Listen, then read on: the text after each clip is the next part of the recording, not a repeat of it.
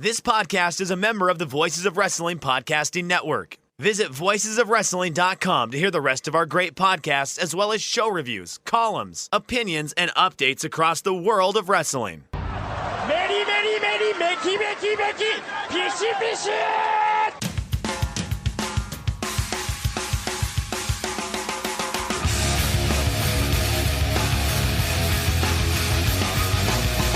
You are listening to the Voices of Wrestling podcast with your hosts, Joe Lanza. X out, go listen to some boring podcast where they're afraid of their own shadow. Okay? Don't listen to Joe Lanza, because Joe Lanza's not changing. And Rich Craich. Give me a name. Like him. Who delivers this guy in a big spot? Joe, don't yell at me. I like him. In the big spot, who delivers better than this guy? Stop yelling at me. I agree. All right, welcome once again to the Voices of Wrestling Flagship podcast. I am Rich Craich, alongside, as always, a man who has achieved godlike status, the king of banter, Mr. Joe Lanza. Joe, what's happening? Yes. How are you? Good. So I'm not going to waste any time here, Joe.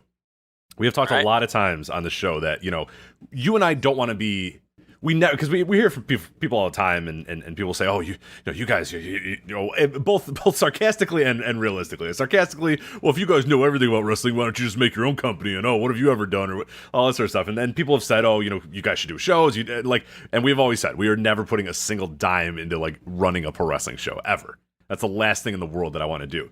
But we have always said that if a company called us, similar to what Gato does in New Japan Pro Wrestling, and says, hey guys, I need some help on this booking. I need you guys to grab the pencil for a minute and tell me how to get through this and navigate through this, that you and I would be fine doing that, correct?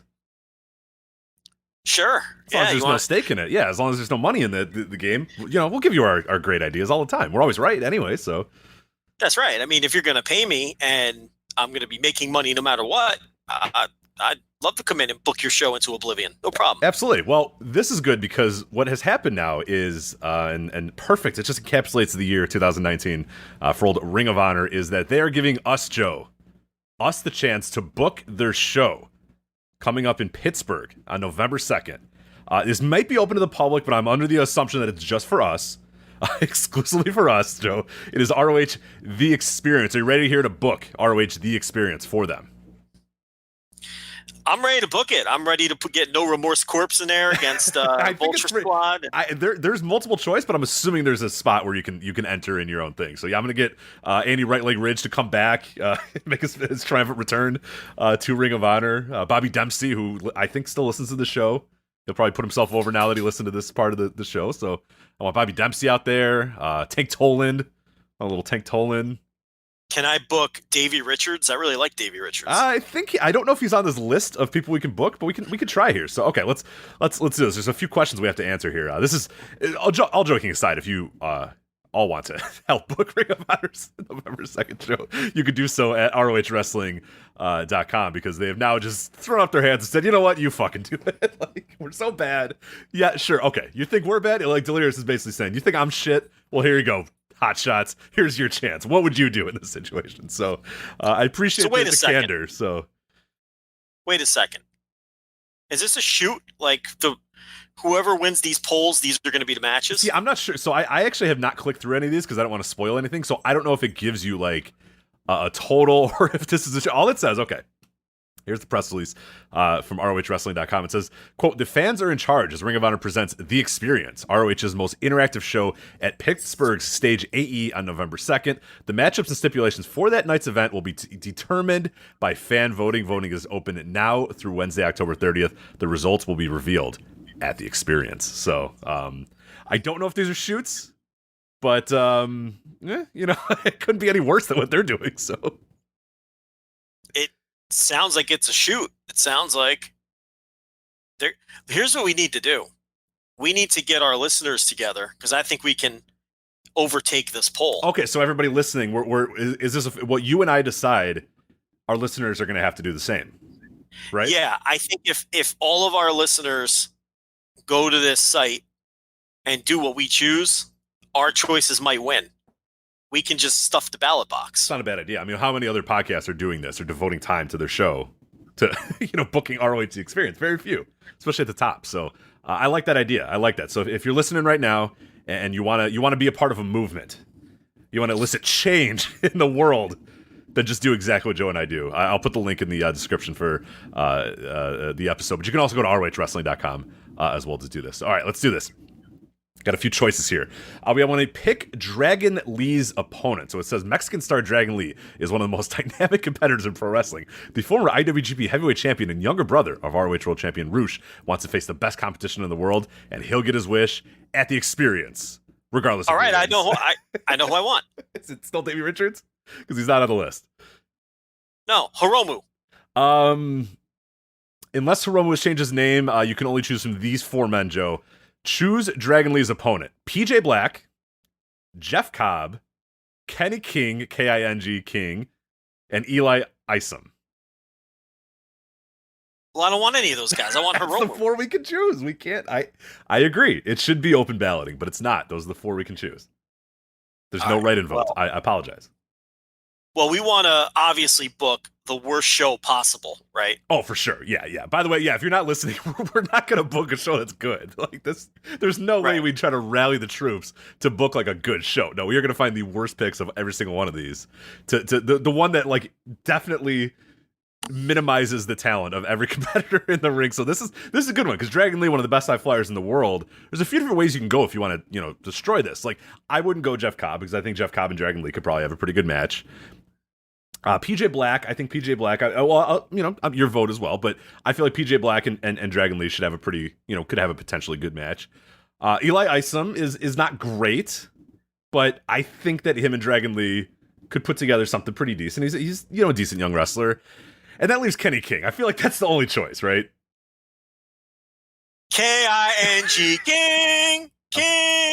I'll put Kenny King because like that just absolutely minimizes everything that Dragon Lee does well. Kenny King stinks. Like that's perfect, right? Kenny King, Dragon Lee. Are we doing it? Well, here's the thing. But I want any arguments you can bring to the table, please. Yeah, nobody knows who Eli Isom is, so I feel like at least Kenny King is a star in that world, right?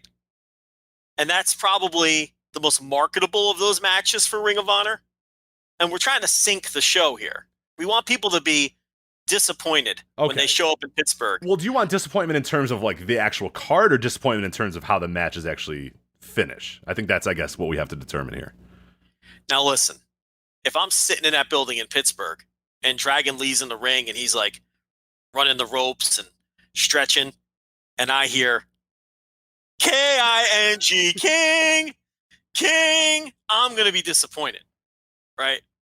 But I really feel like we gotta put Isom, right? I mean, he's just a total non-entity, and I feel like they put him on there because they knew he'd get no votes. Okay, I see your strategy. That is a proof of concept for us that if Isom wins, it is probably because we rallied troops. Because like Kenny King might just win organically, Jeff Cobb might just win organically. PJ Black would maybe be a good pick, but that match might actually be pretty okay. And he's a name, but you're right that Isom would be a proof of concept for us that if we rallied everybody to vote for Eli Isom. If Isom comes out of that curtain, our evil chicanery has won. You see what I'm saying? Okay. No one's voting for him. So you're in more just like rapid sabotage, like not necessarily not necessarily a show that's good, or like you just want to know that we sabotage the show in some way. I want to sabotage the fuck out of this show.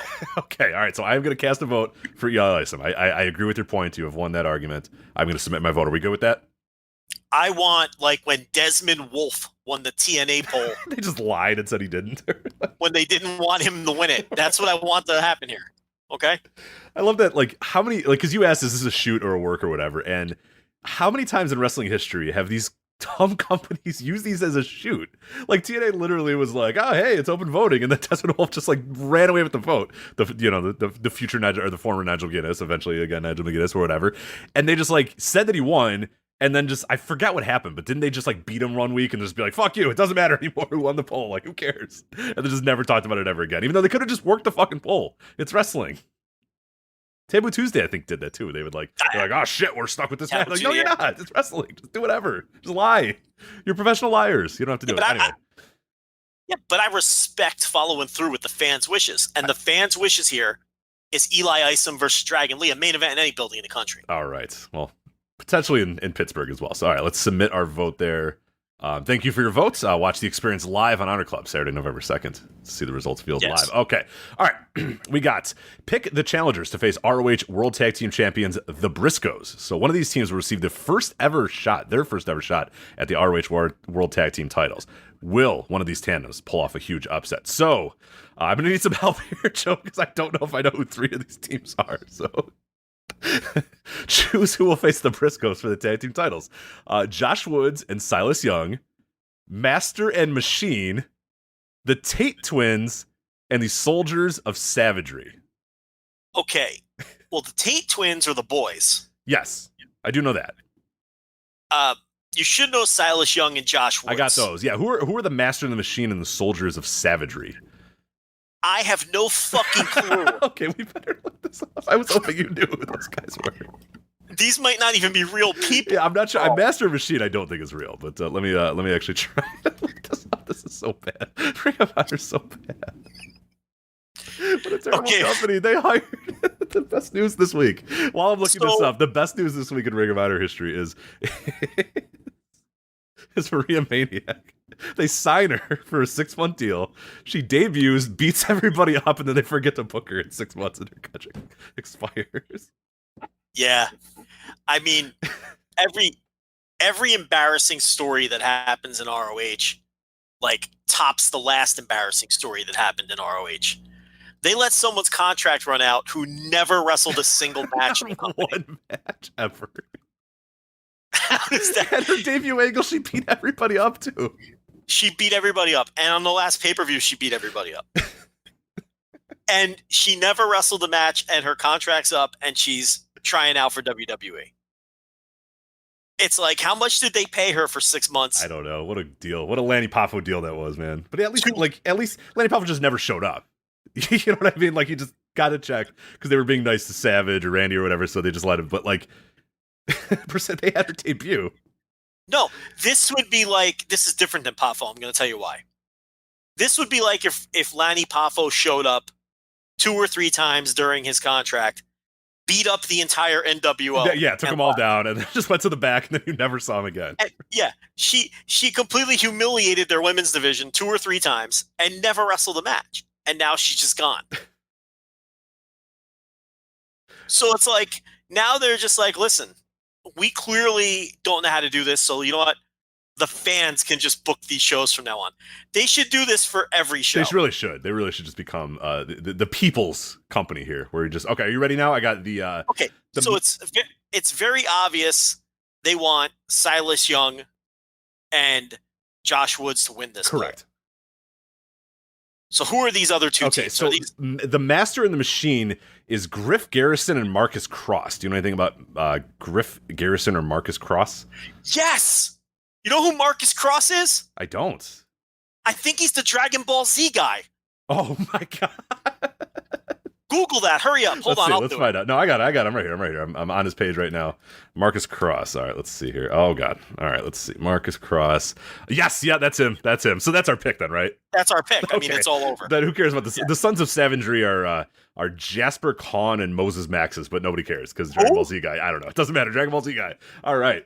Marcus. Wait a minute. Are these like all of the Future of Honor geeks that they upload on YouTube? Yeah, I think so. So, you know, the best Future of Honor geek ever on the YouTube was Sal Renaro, and I'm going to tell you why. They were featuring Sal Renaro. He was like 39 years old. That's not even the worst part. They were featuring Sal Renaro on the Future of Honor YouTube uploads. Something like almost 15 years after he held the Ring of Honor tag team titles. This man was a former Ring of Honor tag team champion in like 2005. Say Future of Honor. They did it with, who was the other guy too? Oh, it wasn't Caprice. It was, oh my god, who the hell was it? It was another guy who had been there for years, and they still did. Let me find out who exactly it was. But that's, you're right, Sal. That is an all-time one though. Yeah, Sal Renaro, who now is wrestling weekly on the NWA on YouTube, doing television jobs. But Future of Honor, even though he held our World Tag Team titles 14 years earlier, this man is the future of Ring of Honor.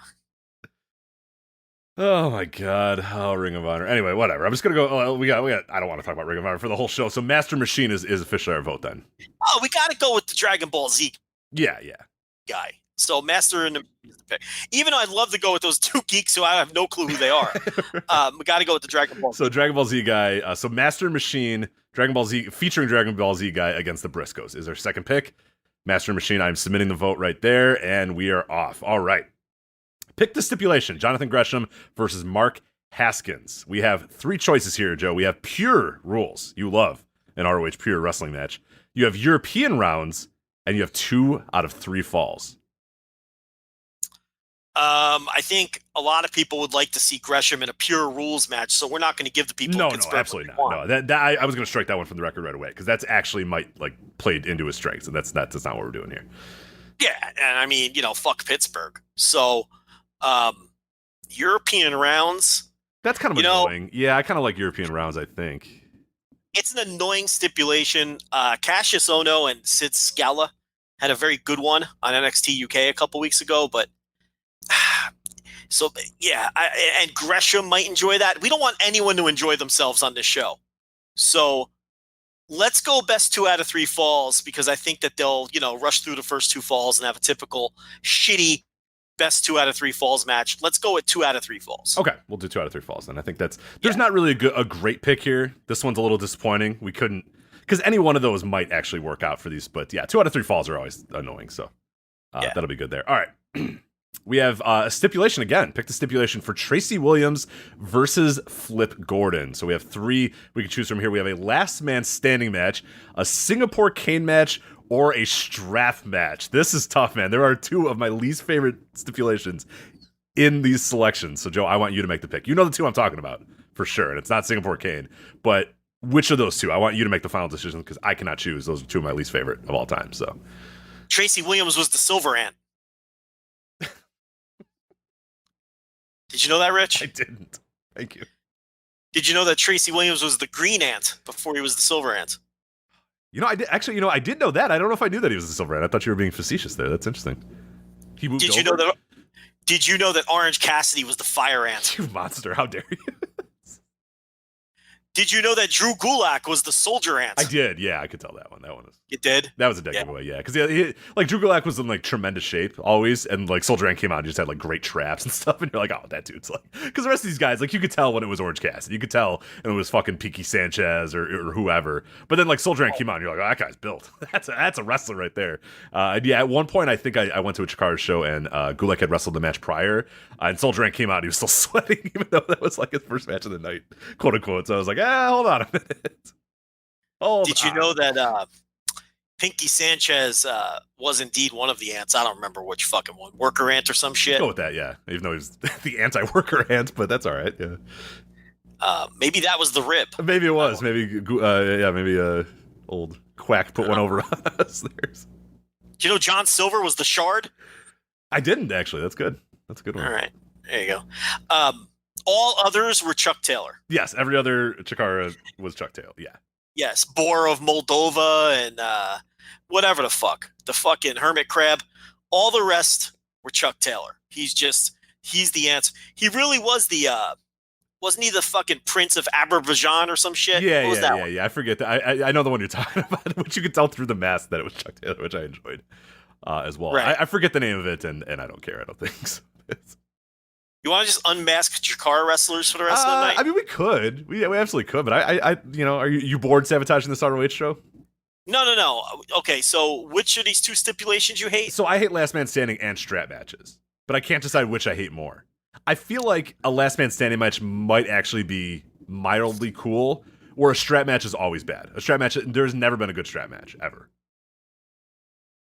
Yeah. You know what else is bad? Chikara's bad.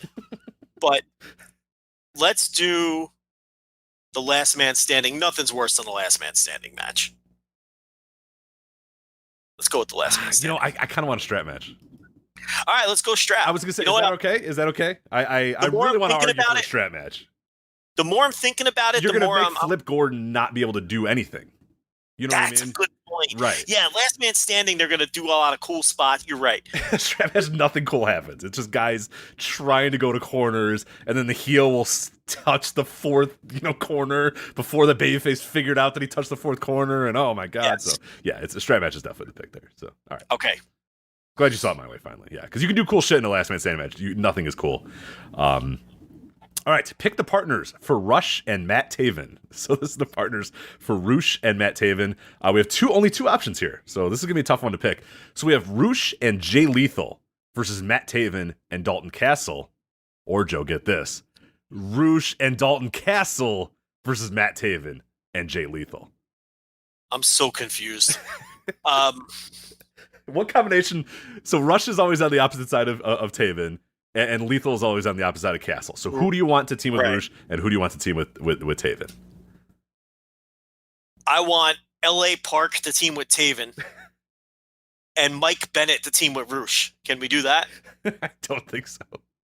That's a good match, That's a great match. I'd buy that one. Yeah, this is unfortunately just these two options that we can choose. So let's put Dalton Castle with Rush. Okay, yeah, to try to limit as much of Rush as because Lethal might. Well, that's a tough one. There's really no good choice out of those two matches. So let's do that. We're going to do Rush and Dalton Castle versus Matt Taven and Jay Lethal. Matt Taven and Jay Lethal sounds like a Hellscape tag team. So it really does. All right, one more, Joe. One more. Pick the challengers to face ROH World 6-Man Tag Team Champions Villain Enterprise. Villain Enterprise, of course, Marty Scurll, PCO, and Brody King. Joe, we have a huge list of guys to choose from, and this is where we can really nail it. You know what I mean? Like this is because this is a big list of guys. So we could, if we tailor this and everybody else votes for this, that's listening to this, and this match happens, we will know that we have done it. So here, Joe, are your list of people. I don't know if you have a pen and paper, if you want to kind of keep track, or what we can do is have like, that guy. We can put him down and then maybe go through and filter later. But I already know. Okay, so you got the list, so you're ready. Okay, but I'm going to do it anyway for the purposes of those listening. All right. I know who I want them to face. All right. I want them to face the Hangmen 3. The Backseat Boys. Yeah, no, the Backseat Boys are not there. No, the Hangmen 3 of Brent Albright, Adam Pearce, and who was the third Hangman 3? Joke here. I don't know. I killed the gimmick. I don't remember the third Hangman 3. I don't remember the third Hangman 3. Yeah, it was Adam Pearce.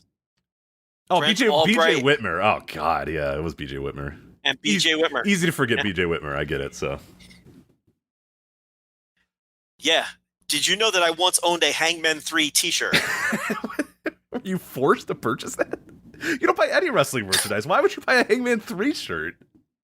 It's not true. I did not ever own a Hangman 3. I was like, you've never bought any wrestling merch. And somehow you were compelled enough by the Hangman 3 to run to that merch table and say, give me whatever you guys got. I need this. I want this. I couldn't stand BJ Whitmer. He was so bad. Couldn't stand him. God. Yeah. Do you remember when Brent Albright got booked in Mexico and the poster said Brental Bright? Because they like misunderstood his name, so they put Brental Bright. Yeah. They put Brent A.L. Brental, like the first two letters of the last name they put on the first name. So you understand? I do. So I know. I remember this. Yeah. The poster said Brental, first name Brental, last name Bright. Brental Bright. So now whenever Brent Albright comes up, I make the Brental Bright Which joke. I think it was earlier today it came up. I remember you saying that joke on Twitter earlier today, I think. It did on Twitter, because anytime Brent Albright comes up, you have to say Brental Bright. You know? I've been searching for that poster for like 10 years on the internet. Found it, yeah. I just looked can't for it right find now. Yeah, I know. I remember the story, and I remember it making the rounds. Maybe on the F4W board or ROHWrestling.com or whatever the old message board's there. But yeah, I have not seen it in quite some time. So someone has it somewhere on some hard drive, and we need it. So You know who has it? There's two people who could have it. Cubs fan. Yeah, I was gonna say Cubs maybe. And Chris Zellner. That's true. Zellner's got like an actual copy. Well, because of it Zellner too. used to. Well, no, he used to do the Lucha update thread on the Figure 4 board, and that's where I think I saw it. Okay. He'd put the posters up. We'll have to make a call. So to him, I want to track down. Yeah, I want to track down the Brental Bright poster. I would love to have a copy of that. I would legit put it up in my house. Like not anywhere above your where mantle, anyone can see above your mantle, yeah. Yeah, like not where anyone can see it. But, right. Like in the let's room be where you do this reasonable here. podcast, and then you put it in a drawer when you're Exactly. done. But Be in the garage or something. But I would put it up for my own intro. Yeah, and then like somebody might come over and you can be like, hey, remember Brent Albright? And they're like, I guess kind of. Like, yeah, well, hey, and you tell the same story all over again, so be good stuff. All right. Yeah, well, someone would come over and say, I would say, do you remember Brent Albright? And they'd go, no, because I don't watch wrestling and you're a dork. And I would say, yeah, you got me there. And that'd be the end of the conversation. Because normal people aren't going to know who Brent Albright is. I mean, let's be honest. Yeah, I don't know if I've ever had anybody in my house who would know. Well, no, maybe I've had some people in my house who would know Brent Albright. You know who they might know? Gunnar Scott. Remember when Gunnar Scott lost to... Okay, fuck everything else we're going to do. Let's just do Let's Remember Some Guys. So let's remember some ROH guys. All right, go ahead. Remember when Gunnar Scott lost to The Undertaker on SmackDown? I do. And then he was never seen again. That was it for Gunnar Scott. I think he went back to Ring of Honor, where he resumed his career as Brent Albright, if I'm not mistaken. But or he called it quits at that point. I can't remember. No, I think he came back for like 4 more years. He was there until like because he was in the Sweet and Sour stable, I think, for a little bit.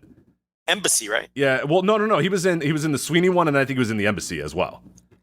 Well, he was definitely in Hangman 3. He was I can tell you absolutely definitively in the Hangman 3. We do know that. But I believe I might be wrong, but I believe he was in Larry Sweeney's Sweet and Sour Inc. I don't know if he was an Embassy member though. Tank Tolan was an Embassy member, if that's who you're mixing up. So. Well, Tank Tolan was in Sweet and Sour Inc. Oh, that's true. Yeah, who was in the? There was a big beef dude in the Embassy, but I don't remember who it was. Necro Butcher. Yeah, not the beef guy. No, I know. But he was in the Embassy in 2000. Turns out when you just type in the Embassy, it doesn't come up with the Ring of Honor stable. On Google, if you just type in the Embassy, you have to be a little bit more specific if you're asking for the Prince Nana-led ROH stable. So, oh my God, Eric Stevens. May have been Eric Stevens. Yeah. Okay. So here's the. Oh wow, nice Wikipedia page here. This is the former members of the Embassy. What are we doing? There's so much to get to. Former members of the Embassy is Prince Nana. We know that. Of course. The future Donovan Dijakovic.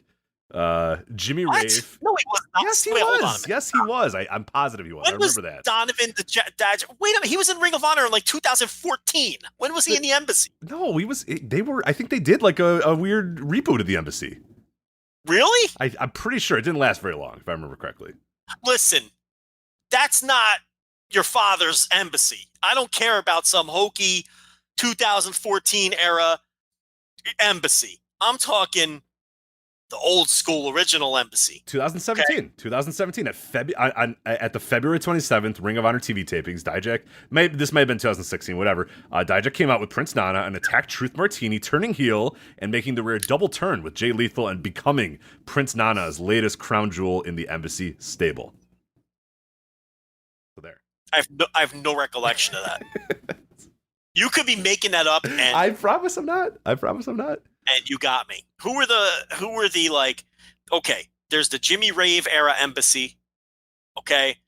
Then there's like the 2009 era when Adam Pearce was booking HDNet Embassy.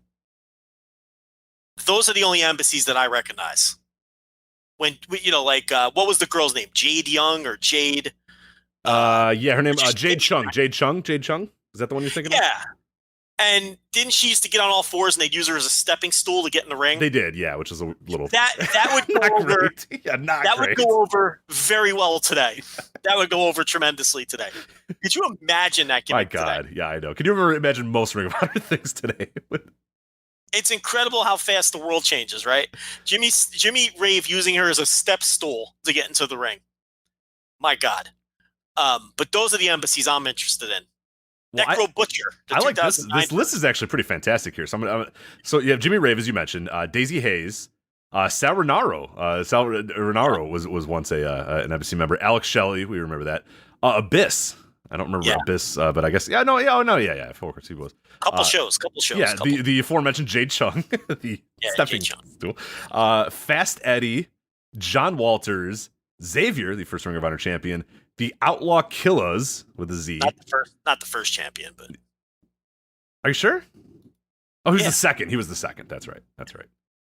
Angel Williams, Vanessa Harding, Josh Daniels, Mike Cruel, Conrad Kennedy III, What? I don't know who that is. Sean Davari, Bison Smith, Necro Butcher. Oh, now we're getting into 09. Yeah, right. we're going to go Rhino, Yeah. Claudio Castagnoli. I think that's the beefcake I was thinking of is Claudio. Joey Ryan, apparently a former. I do not remember the Joey Ryan in the Embassy era, but apparently that happened. Is that the whole? No, there's Matt Seidel, Eric Stevens, Tommaso Ciampa, Ernie Osiris, Mia Yim, Artie Evans, Veda Scott, Stokely Hathaway, and Moose. All right, that's like the Stokely Veda Scott, but that's like I don't recognize that. That's an unrecognized embassy. I agree. Yeah, but Eric Stevens was the one you were thinking of. I said him before. He must have been the guy. Yeah, maybe. But okay, let's get to this. We got to get to this. Necro Butcher was a great embassy because Yes, he was. Yes, he was. Do you remember when Ernie Osiris was doing the gimmick where he was playing this is another Ring of Honor gimmick that would never play today. Remember when Ernie Osiris was a homeless panhandler who would walk around the crowd asking for coins? Yeah, he found us after the show once, and like he would stay with the gimmick. Like we would always like walk to our cars. And we walked by this park, and he was like, "Hey, you got any money? You guys got any spare change?" And we're like, "Okay, whatever." He's like, "No, seriously, I gotta get a train ride back home." And we're like, "All right, dude." And he kept following us, and like at some point, my friend was like, "Dude, like stop, like it's not fun, like leave us alone," because we weren't actually he was playing the gimmick well. Where we were like, "Wait a minute, does Ernie Osiris really need money for like a train ride home? Like is that actually possible? That's like because then we got like kind of like we were like, all right, yeah," and then my friend was like, "Dude, do you actually need money? Like, what's going on here? Like, is this the part of the gimmick?" And he wouldn't break. To Ernie Osiris' credit, he wouldn't break. And eventually he left and then went to the next crew. He probably made some good money doing that. Like, imagine the amount of people that probably did give him money. Was he able to pocket that, you think? Well, I mean, here's the thing. Wrestlers do that today. They just have Ko-Fi accounts. Right. So it's the same thing. I mean, it's no different. At least Ernie Osiris was just upfront about it, and he had like a metal coffee mug, like the old school. Yeah, jingle really loudly too. It was pretty good stuff. Yeah, and he had like the fingerless gloves, and he smelled like a dead animal. It was like a really good encapsulation of a hobo. He was a derelict. That was the gimmick, and he lived it. You know, so Ring of Honor used to fucking rule. Yeah, like dude, this stuff is awesome. Yeah. This stuff is great. Like these gimmicks are tremendous, you know, just not giving a fuck, you know, but now, yeah, different world. All right. Who are our choices here? All right. Here's the choices we have. All right. I said, keep a mental tally of who you want, and then we can maybe like pare it down a little bit, or they might be obvious picks for you. So choose who will challenge the Villain Enterprises for the 6-man titles. Now, there are multiple names that we have maybe already picked before, so that might be a good pick, too, to have a double dip for some of these guys, because there's not enough people on the roster to sustain, like, multiple pick your own. Okay, so basically these choices are everyone that's booked that night. Exactly, right. So, Beer City Bruiser, Caprice Coleman, Colt Cabana, Dalton Castle, Eli Isom, Joe Hendry, Kenny King, Matt Taven, Rhett Titus, Shaheem Ali, Brian Malonis, Cheeseburger, Dak Draper, Delirious, booking yourself there, Josh Woods, Jeff Cobb, LSG, PJ Black, Ryan Nova, and Silas Young. So, okay, a few names that stuck out to me. I want to double book Eli Isom if possible. But up to you. Okay, so we'll double. Kingpin is a must, right? Oh God, Kingpin is a fucking lock. Okay. I already checked him. I just wanted to make sure you also did too. But okay, so we got the Kingpin for sure. And we're gonna double book Eli Isom. Okay. So people get a double dose of Eli Isom. So now, do we double book somebody else, or do we pick just another like complete shitbag? No, there's a lot of choices here. Dak Draper, I refuse to accept as a real person. I think he won their top prospect tournament. So. Okay. That is such an NXT name. It's like someone was watching a Cowboy game after they watched Mad Men, and then voila, we've got Dak Draper. You know, it's like, is his tag team partner like Ezekiel Whitman? Right. You know? I know Andrew Rich got that one. But it's like, he's a contender. I heard some other awful one. I kind of like Delirious too. I like him having to like, you know, see his own creation blow up in his face is a pretty good one.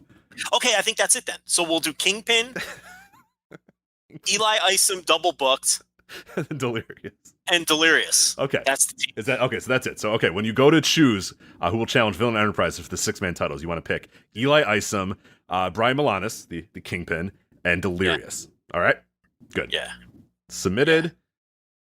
And now we wait for November 2nd, ROH the Experience. Unfortunately, this bit does not have an instantaneous payoff. We've got to wait till November. Stew on it, yeah, which might get better with time, but yeah, it might be like a nice slow cooked meal here that we're just lets the juices sort of simmer and everything kind of come together. Or yeah, so the payoff not instant, not good, but hey, we're gonna find out in a little bit of time. But Joe, what was a fairly instant payoff as we're kind of transitioning into the next topic here?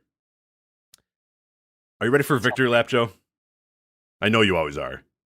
Listen, I've stretched out my quads and my hamstrings are prepared for this. What are we lapping? We are lapping the firing of one Eric Bischoff. His reign as executive producer of SmackDown Live lasted, I don't know, about 2 months or so. At the time when it happened, we came onto the show and said, okay, the Paul Heyman, because they were hired on the same day. Paul Heyman and Eric Bischoff hired on the same day, ahead of what was going to be a particularly not good investor call.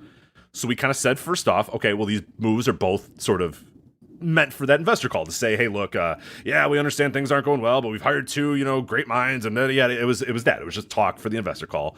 But at the time as well, we said that, okay, you're going to pick Paul Heyman and Eric Bischoff. And yeah, there's some issues with maybe picking both of those guys as like the next leaders or whatever. But you and I both had a lot of confidence in Paul Heyman. A, to stick around and last there, and B, to at least get some sort of influence or book a competent show, or write a competent show, or whatever he's allowed to do.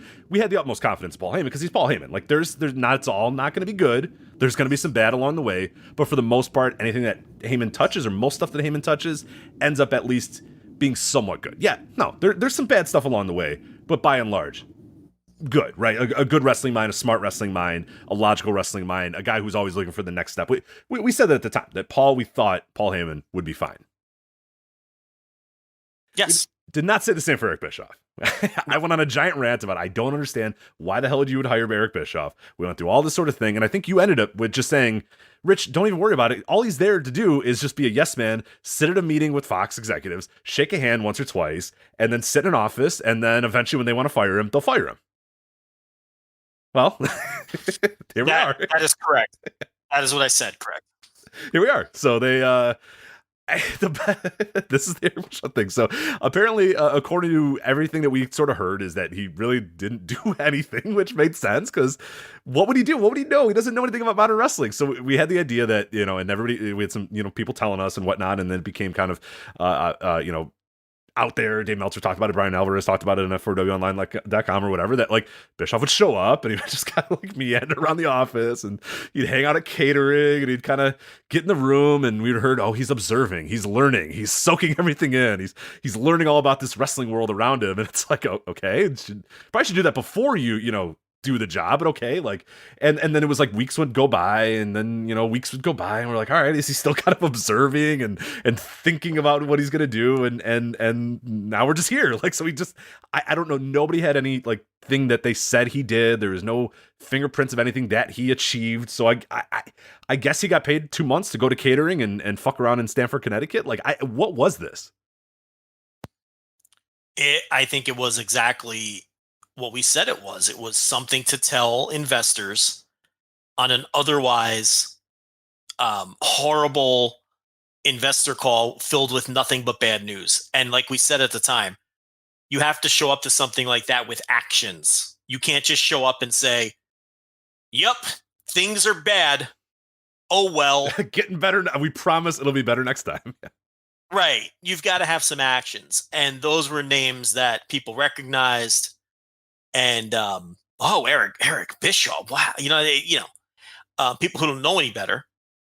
And I really believe that was the sole purpose, or the primary purpose, of both of these moves. And I mean, Heyman at least was plugged in and with the company, and and I'm sure they have some sort of legitimate faith in him. But I said at the time that I didn't think that the Bischoff thing was a serious hire. And then when you hear stories that the one strength he was supposed to bring to the table was schmoozing with the Fox executives due to his experience dealing with television people. And, I was reading the Observer earlier today, and it says he even botched that a few times and pissed off the Fox people. So at that point, what purpose do you serve? Right. This is a guy going to meetings, and then he would, go home and eat dinner, and then he would turn his phone off, and nobody could contact him. It's a nice hustle. I love it though. He's the boss, and it's like they need him, and everybody knows the demands of that job. You work well into the night, and the infamous stories. Vince McMahon does not sleep. Right, he'll call you at 3 a.m. with an idea that he has, and yeah. Yeah, the meetings run all night long, and it turns out Bischoff was he was treating it like a 9 to 5, and he was going to work, and then he'd go home, and he would that was it. That was the end of Eric for the day. But that's not what that job is. That job is basically you're on call, and the meetings run well into the night, and the guy just wasn't coming to work, and so it's like, on top of that, and then, pissing off the Fox people and not knowing anything about modern wrestling. I mean, are you surprised? I'm not surprised. God, no. I mean, not at all. And that's why at the time too, I was just like completely like, of all the people to hire. And that's why I said it, even when we discussed it, that Heyman, okay, I don't know if I 100% love the idea of Heyman. I would love to get some new voices in there, new stuff or whatever, but Paul Heyman, I get it. Like, that's a guy that has a proven track record of success, like a guy who's had good ideas in the past, who's done good stuff in the past. Vince is familiar with him, and they've had their run-ins and they've had their ups and downs or whatever. But at the end of the day, he knows that he's a guy who is going to give everything to that job, and that's one thing that we always love about Heyman. Heyman knows his shit. He knows the wrestlers. He knows the stories. He will get up to speed. If he's not up to speed, he will get up to speed. If he's always looking for the next thing. We talk about that a lot with Gabe Sapolsky too. Like, it's always about, okay, this is what's going on now, and yeah, it's great, but like, what's next? What's the next thing? And they're not always hits. Like, sometimes the next thing flops and it's not good and it didn't actually catch on or whatever. But the idea is that they're always looking for that. They're always trying to be ahead of the game and figure out what's going to happen, figure out how the wrestling world's going to change and all that sort of stuff. So I had no issue with Heyman. Like, Heyman, I knew once he got that job, even if he wasn't familiar, which we knew he was, because he was involved in the Ronda Rousey stuff. We know he was involved in Brock Lesnar stuff. He was still attached to the company, knew the wrestlers, knew what was going on, knows what's going on in the wrestling world. Eric Bischoff doesn't. Eric Bischoff sits at a desk, for 2 hours every week and rambles on about stuff in 1997 and gets mad at Dave Meltzer. And that's it. Like, that's what his wrestling world was at this point. So to hire him and assume that he would, and again, like, we're kind of making fun of Eric Bischoff and all that sort of stuff, but like, it's not his fault that he got hired. If Vince McMahon called you or somebody in WWE said, hey, Joe, do you want to make $1 million to go sit in an office and fuck around? Like, yeah, fuck yeah, I'll take it. Like, they shouldn't have never hired Eric Bischoff. Like, it's not all Eric Bischoff's fault. Like, he's an all-time fraud, and that's fine. But I would never have even thought of the name Eric Bischoff as a guy to bring in there. Ever, because that this is a guy who A, isn't familiar with the wrestling world going on around him, and B, the track record of success I don't think is anywhere near what Heyman's was. And people will get mad, and we'll have the Eric Bischoff defenders in our mentions, but like, the guy struck gold with the NWO and then pissed it away in 2 years, and then the company was out of business 4 years later. So it's like, all right, cool, like, great job, awesome, but like, I don't know, I'm not going to give you a ton of credit, for that. Like, striking gold with one angle, doing it to death, getting kind of lucky with Goldberg again on the way there, but then pissing away everything in the company, dying, a few years later. Like, there's just not a lot there. And that's the track record. Is we have to go back to the last time the guy was even remotely successful was 1998. And this is the guy we're going to bring in. And that's not even saying that what he did in TNA too, which was absolute shit too. Like, people just like to forget that he was in TNA for a bunch of years and didn't do fucking anything, and take that too, having him go on the road, doing all this other bullshit that just lost him tremendous amounts of money. And then he bounces off and goes, all right, see ya, I'm out, bye, like, thanks for the money. And that's it. So it's like, yeah, he was a terrible hire at the time. So while I am making fun of him, and I can laugh at the fact he just turns his phone off and just says, I'm good, thank you. He should have never been hired in the first place. I mean, he's a guy he's not going to do that hard work. Do you really think Eric Bischoff's going to bog down and go, okay, I got to learn all the roster, learn what's going on in the wrestling world, watch my tapes, watch NXT, go to the Performance Center, see what the next... No, he's not. We know right now he's eating dinner and turning his phone off. Like, yeah. It sounds like a controversial take on the surface when you say Paul Heyman has a better track record than Eric Bischoff, right? It probably immediately raised a lot of eyebrows with people listening, because Eric Bischoff beat Vince McMahon for, what was it, 18 months? How long was it? It was 83 weeks, Joe. 83 weeks, in case you're not aware. Yeah, 83 weeks. So what is that, like a year and a half? Or yeah, basically, right? Yeah. So, a little less than a year and a half. Wait, what's it? So there's 52 weeks, and then a little more than a year and a half. It was a year and a half. Okay, year and a half, give or take a couple weeks. so it sounds like a controversial take, but it's like, what did he do ever again after they then completely pissed it away? The TNA runs were a disaster, and obviously, he helped run WCW out of business. Paul Heyman, what would he have done with those resources at that time, right? It's like, how many people would say that Paul Heyman wouldn't have done a hell of a lot better with those resources that Eric Bischoff had at his disposal? Heyman took, and I'm going over this right now behind the paywall, patreon.com/Voices of Wrestling, Jovember to Remember, a full and complete retrospective of ECW history, every single show, every single match, a complete history of the company. And I'm starting to get to where, almost to the point where Paul Heyman takes over for Eddie Gilbert, 1993. And he took over an East Coast independent. That's all it was at the time, with TV on Sports Channel Philly. And, 4 years later, he was beating Eric Bischoff on pay-per-view. They were beating WCW on pay-per-view. ECW eventually had a national television contract. We all know how it ended, and we all know that Paul Heyman wasn't known for being a tremendous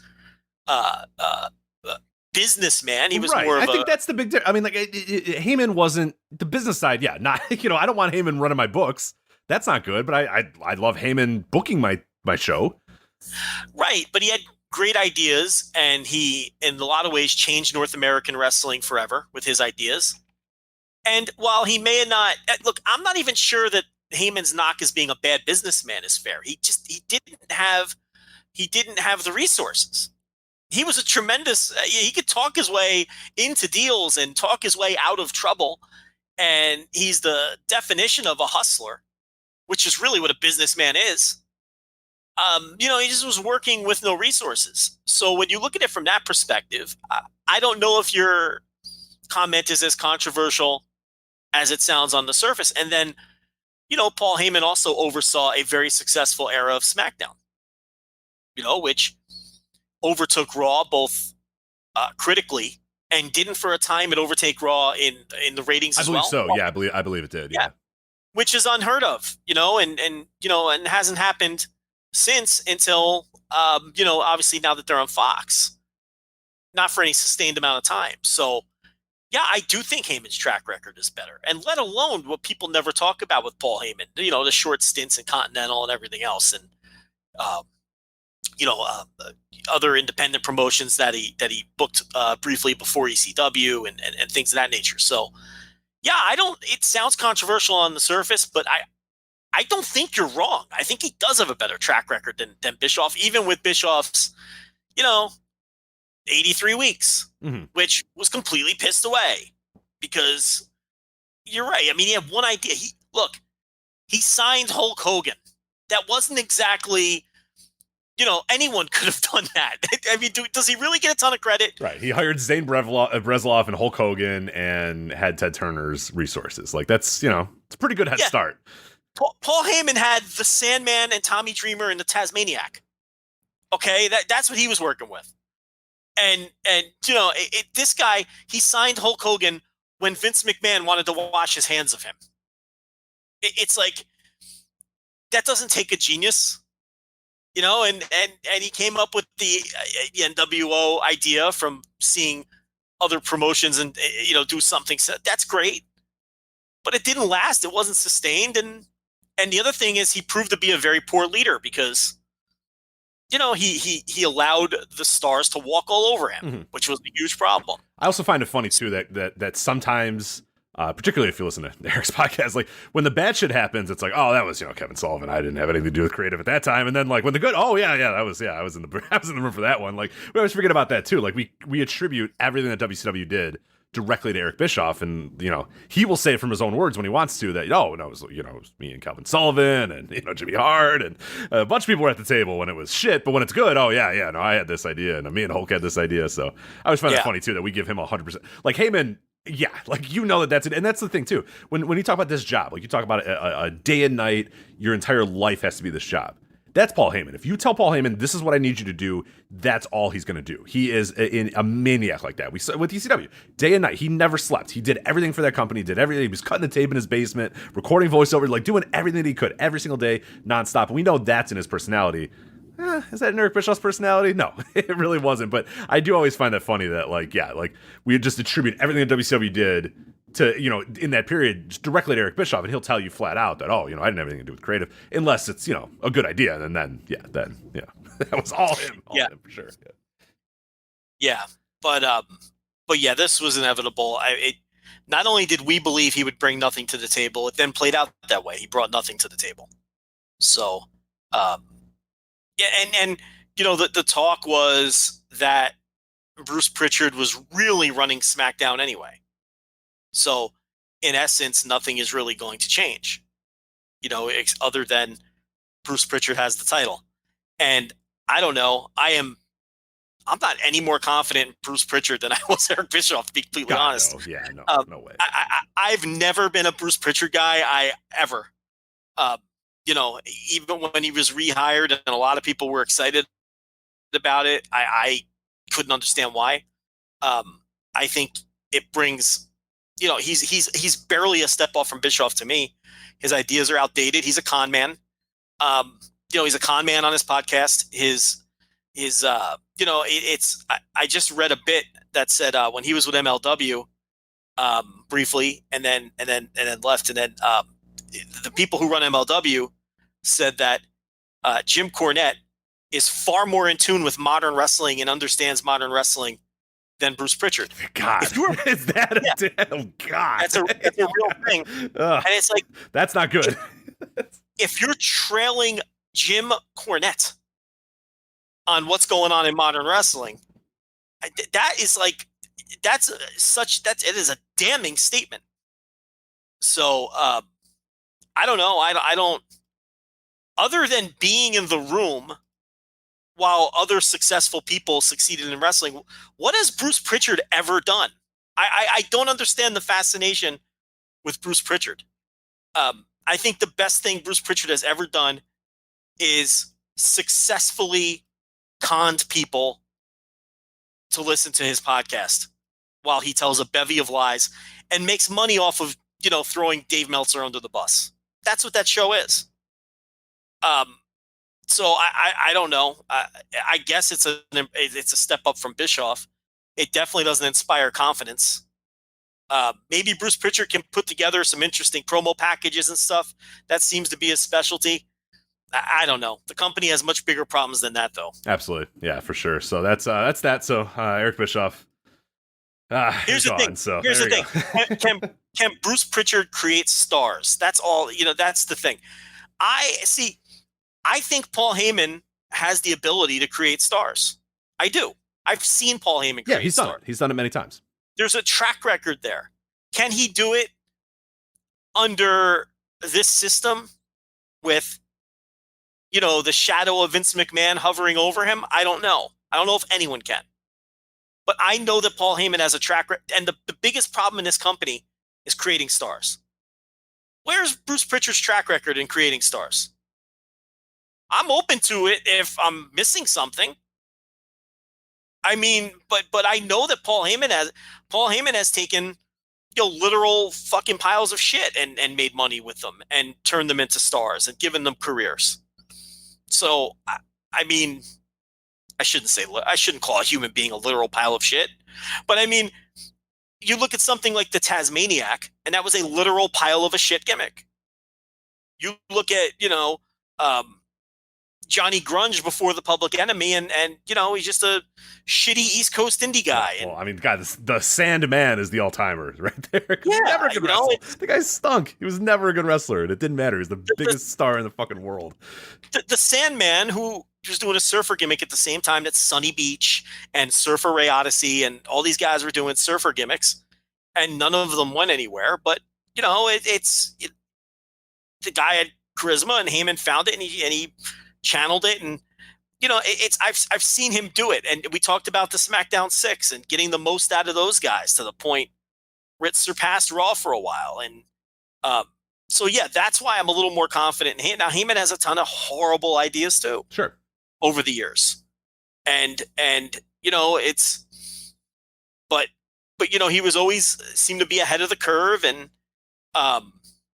look, we saw Paul Heyman running a brand in this company before when he couldn't overcome the shadow of the looming presence of Vince McMahon with the ECW thing. And that was a total fucking train wreck. But I think at this point in Vince's life and career, he's going to give Paul Heyman a little bit more rope to do things in his own way. And I think both of them are older, and both of them have you know, some years of reflection, and Vince understands too that he's got to run a football league, and he's got 3 shows on cable television per week, and it's not the same company it was in 2008.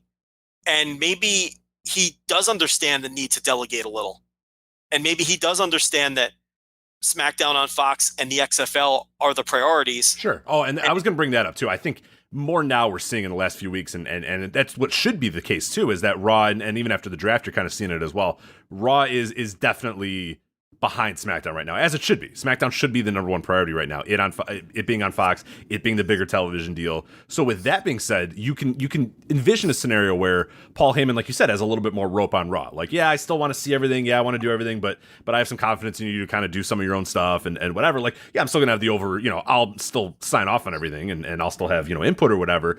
But when you sign someone like a Bruce Pritchard, or you sign someone like a Bruce Pritchard to, become the SmackDown, like that is essentially just an arm of Vince McMahon. That is Vince needing somebody in the room that he can say, Bruce, change that. And Bruce goes, okay, sir. Versus Paul, where, well, let's have a discussion. Like, because Vince probably got no time for the fucking Paul Heyman. Like, well, okay, but what if we, and it's like, all right, whatever, dude. Like, sure. Like, or with Bruce, it's someone coming up with ideas that he thinks Vince will like. Sure, right. Not coming up with ideas that he thinks will, you see, that's the thing. That's always been the reputation. So yeah, you got to pop one guy at the table, and that's Vince McMahon, and that's how the idea gets through. It doesn't matter if anybody else in the world cares.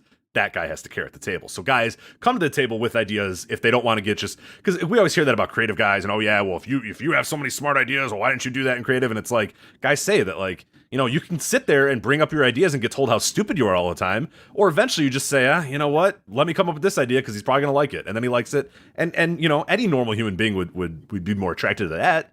Versus being told how stupid and terrible you are and then get fired. Eventually, you're just going to say, well, you know what? What the boss wants, the boss gets. All right, here's the story. And then, oh, yeah, that's good. That's good shit. Yeah. Rich, I would get fired in 2 weeks. Oh, I don't think you'd last. I would be fired from that job. Are you kidding? 2 weeks? 2 minutes? 2 hours? I would. I tweeted something like this last week, but it's like I would ask Vince McMahon why he thinks something like Shorty Gable is going to work and get someone over. And I would continue to ask him that until I either got a sufficient answer or he fired me or both. Because I can't, and that's just one example of the completely asinine things that they do. And I would want to know how this man thinks and why he thinks these are good ideas. I would last no more than 2 weeks.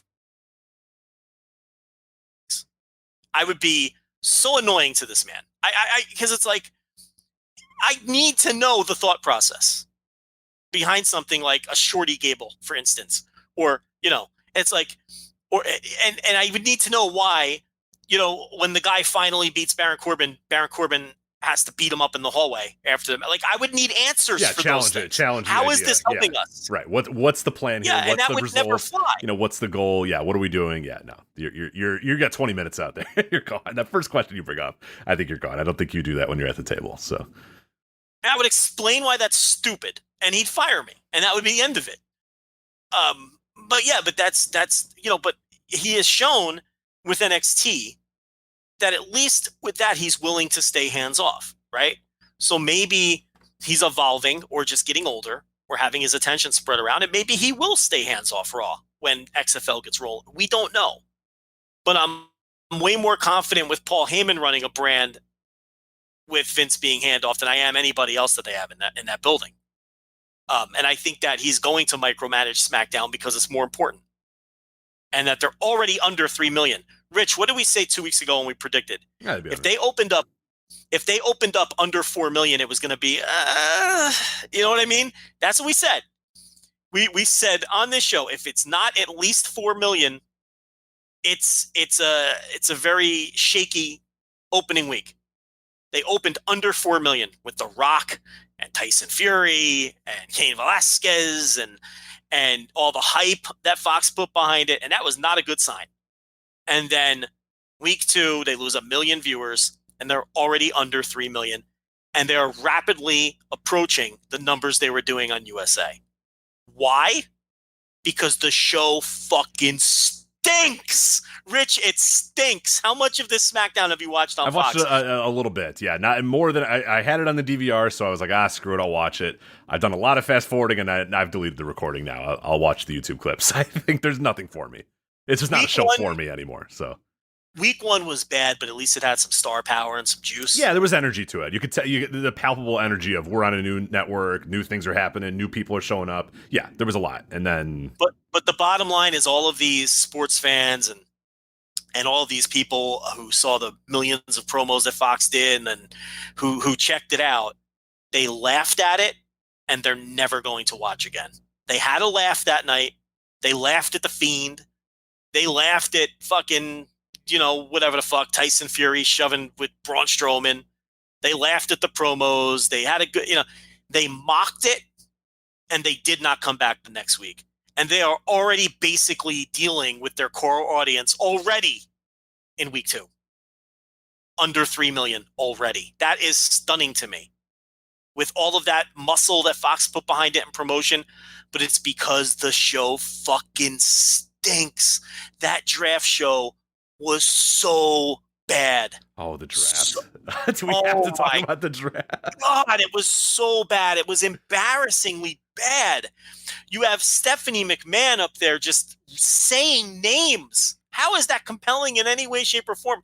Why was anyone watching genuinely giving a shit which brand anyone ended up on? Why would you care? Why would anyone care? So there's no drama. They failed to create any drama. They have the fake actors in the room reacting to the draft. The draft room. So cringe. Oh my god, the draft room, my favorite. The GIF made the rounds too, where they lock it in, they lock in a pick, they all stand up and cheer, and it's like Natalya has been drafted to Raw, and and then they show SmackDown, and they're like, no, we wanted Natalya. And Alexa Bliss. This is not how drafts work. Like this draft made no sense. Like I had somebody at work, so I had a guy at work who he's a very very casual wrestling fan. But he said, "Oh my, I don't have cable anymore, so I'm gonna watch SmackDown this week." And I'm like, "Oh, okay, yeah, cool. Like, yeah, I'm glad they're on Fox now." And I was like, "Yeah, whatever." So he comes back on Monday and says, "Well, WWE gained a fan on Friday and then lost one on Friday too, because my wife said you were never allowed to put that on ever again on a Friday night for me." No, what normal person would watch this? So she said it made no sense. She said in her look. So this is the wife of a guy who was a casual wrestling fan sat down and said, it doesn't make any, why wouldn't, she kept asking, is that guy a big star? And he's like, nah, not really. She's like, well, is she a big star? And he's like, no, not really. She's like, well, why are the not big stars getting drafted before the big stars? And he was like, and he said, I had to turn it off because I was sick of answering or trying to answer her questions and just saying, I don't know, honey. I don't know. I'd love to get, because that happens at my household too. Michelle will be like, oh, why is that happening? I'm like, I don't know. Don't make me defend it. So this woman is like, well, why is Seth Rollins not being picked? Why is this guy not being picked? Why is she being picked instead of this guy? And he's like, I know. I don't know. I don't know. It's and your little anecdote there, that's 1 million other people who are never coming back again. Why would a normal person ever watch that show again after seeing The Fiend? Why would you watch that again? The Fiend is playing out exactly how I said it would. People were going to laugh at it and never fucking pay attention to it again. The only people who like The Fiend are people who already are diehard WWE fans. That's not going to grow. That's not going to be a game-changing act. It's too silly. It's ridiculous. I couldn't. God, those 2 Fox shows were atrocious, and that's why the rating, the viewership is where it's at. And they're going to be fine because they're crushing it in the demo, like everybody knew that they would. But I mean, it's got to be underperforming to what Fox thought they were getting. I mean, I didn't think it was unreasonable to expect it to come out of the gate maybe 5 million. And when they came in under 4 with all that promotional muscle and The Rock, they were in big trouble. And because the show is atrocious and awful and bad and unwatchable by any normal human being, they're doing 2.6 million already. Or whatever it was. What was it? 2.6 million or 2. Yeah, let me get the exact number here. I want to make sure that we're right here so people don't get upset. But not that anybody would get upset about this, WWE talk. But it's under 3 million is the point. Yeah, exactly. Which, and you asked me, like, hey, what's a disaster? What's just okay? And you and I both thought, like, this, what they're at right now is, like, just okay. It's not an unmitigated disaster. It's not an, oh, my God, everybody freak out. But it would have been a disaster to open under 3 million. Sure. Absolutely. Yeah. They were between 3 and 4, which we said was going to be very shaky ground because you knew they were going to lose a lot because we know the show is horrible. Yeah. So right. So you have to expect that they're going to lose a ton of people after that. But yeah, it was under 3. I forget what the exact number was, but they did they crushed the demo again. So I mean, Fox will be happy from that perspective. But they had to be expecting more than. I mean, it's going to settle at like 2.6, 2.5 million a week. That's where it's going to settle, and that's barely higher than what they were doing on USA. And that cannot possibly be what Fox was expecting. No, not for $1 billion. There's no way. I mean, yeah, the winning the demo is good, and you can all kind of give high fives about that. But yeah, it is. This is, and people always bring up, and this comes up with a lot of discussions that we have with wrestling ratings. So people bring up like random show X. Well, they were doing this on that night or whatever, and it's like, yeah, but to show the reruns of a syndicated show or whatever is a lot less money than $1 billion. You know what I mean? Like to even like whatever random property you think, like they paid a lot of money for WWE. That's the thing, is like you can't just out and out say, well, the ratings are better than it was with X, because it's like, well, yeah, of course the ratings are going to be better for a company that cost $1 billion, but like the return on investment is bad there, and that's the big issue. It's not necessarily that they're beating whatever was in the Fox, a still standing rerun or whatever that was in that spot before or whatever. Yeah, sure, of course it's easy to beat that if you're a big time sports property like WWE is, but like you're paying a lot of money for that big time sports property, and you want that to deliver more than just like, hey, we're beating still standing reruns. Yeah, still standing left the air like 10 years ago, Rich. But it's your on point syndication. It's on syndication. I don't know any modern shows. What was on Fox on Fridays? I don't fucking know. Well, I'll tell you what was on. It was Last Man Standing last year in the time slot, and Last Man Standing would routinely do 6 million viewers a week. The problem was they were all over 50, and they weren't doing anything in the demo. Was I thinking of Last Man Standing when I said what's Still Standing? Oh, Still Standing was the show. Like, yeah, no, that was like kind of like a ripoff King of Queens style one. Yes, We've had this discussion before. We've had this discussion before because we talked about Jamie Gertz. I meant Last Man Standing before. Yeah, that is. That's the one I meant, not Still Standing. So. There's your confusion. The word "standing" threw you off because you're sitting there going "Still Standing." I'm like, Rich, that was on in like 2005. No, yeah, exactly. No. Hopefully, Fox has better programming than Still Standing. But I mean, they had last year.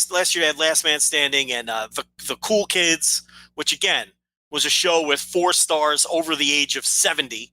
And, would do 4 million viewers, but it would do a 0.1 in the demo. So you could see why Fox. And the other thing with SmackDown is it'll be 52 weeks a year. There's no rerun season. So they're going to get that demo number, and they're going to get those 2.5 million viewers for 52 weeks.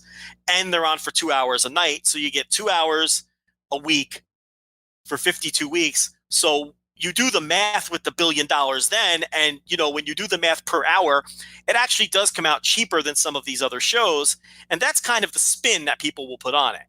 But regardless of all of that, there's no way anyone in the room at Fox is happy with doing under 3 million viewers week 2. It's just I don't think anyone. I'm not sure even I expected that. I mean, I thought it would eventually settle down there, but I didn't think we'd be here already. Mm-hmm. Right, and that's we're in the fall right now, and obviously the winter, we'll see how the ratings kind of ebb and flow there. But we know goddamn well that come summertime, that's going to drop a lot. Summer's if you're a regular human being who watched that SmackDown last week with the draft, you're never watching again unless they bring The Rock back again. Why would you ever watch that show again if you're a normal person, unlike us who are going to watch it regardless? You know what I mean? Like, wrestling fans aren't going to watch SmackDown anymore. Normal people aren't. They're not capturing any casuals. They're not capturing any non-fans. they're already down to the hardcore WWE base. Week 2. That's they wiped out all the kind of casual, what's going on here? Or, ooh, SmackDown on Fox. Like, those people are already kind of siphoning off, like you said. People turned that on and they said, yep, wrestling is still incredibly stupid and I'm never watching it again. That's what happened the last 2 weeks. So, well, anyone who dared come back week 2 and was exposed to that awful draft. and Bruce Mitchell made a good point on Twitter. He's like, can you imagine a non-fan just watching because, they saw a promo on an NFL game? Could you imagine a non-fan watching this draft episode and trying to make any sense of it?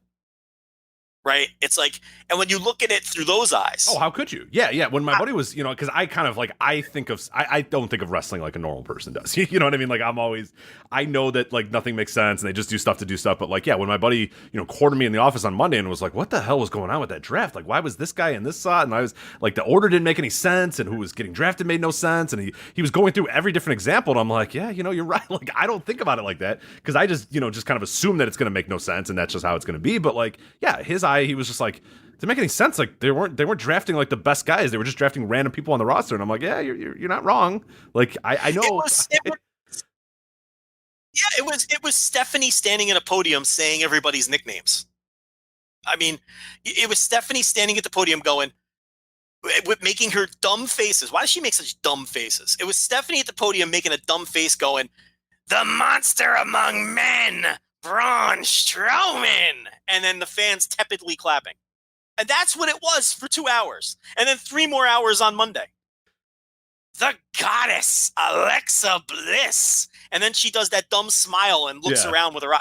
Like, what the fuck are we watching? Why are we watching Stephanie McMahon? Oh, the nicknames. Read names. Growl name. Why does everybody growl the names in that company? From the ring announcers to Stephanie McMahon, they all growl, Rich. Why do they growl? I don't know. Man, the NXT ring announcer is like an all-time growler. Like, she's going to go up to that main roster right away once somebody gets their ears on her and goes, perfect. Because she goes... I'm telling you, they're teaching people to growl. Have to. Oh, no. I mean, she doesn't normally talk like that. There's no way. Like, that has to have happened. Yeah, Morrow does it all the time, too, on NXT. He growls when he talks now. But she's an all-timer. Like, she's ready for the main roster whenever they're ready to bring her up. Yeah, it's Oni Larkin. It's like, okay. Yeah. And just the dopey nicknames for everyone that Stephanie is repeating. Yeah. Like, it's just, that's not a draft. That's just a person reading names. None of it is entertaining, and none of it would make sense to anyone who didn't know what was going on. You know what people understand who aren't wrestling fans? That guy doesn't like that guy, and they're going to have a fight, and one of them's going to win. That's something everyone can understand. But, they think they got to reinvent the wheel, and it's just bad.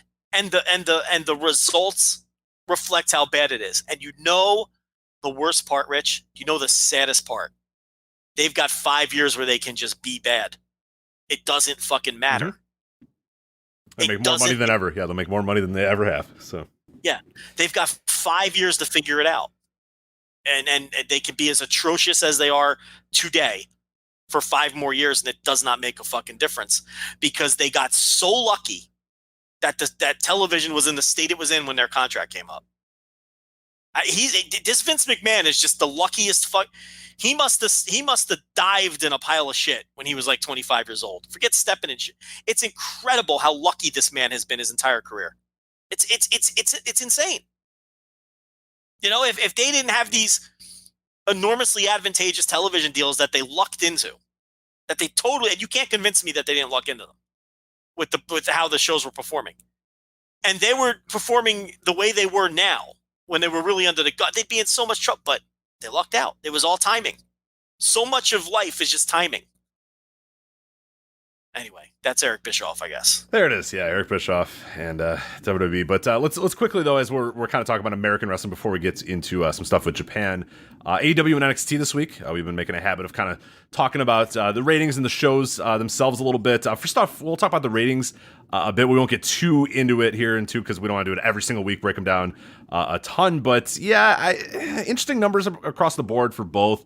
AEW Dynamite averaged 1,014,000 viewers last night, nearly identical to last Wednesday's average on TNT, but it was down 4% on the 18 to 49 demo with a .44 rating. And NXT averaged 712,000 viewers last night, down 10% from the previous week. The rating in the 18 to 49 demo was .20, down 9% from last Wednesday. So what do you take from that? So obviously AEW is continuing to lose viewers. I mean, obviously they peaked at 1.4 the opening week.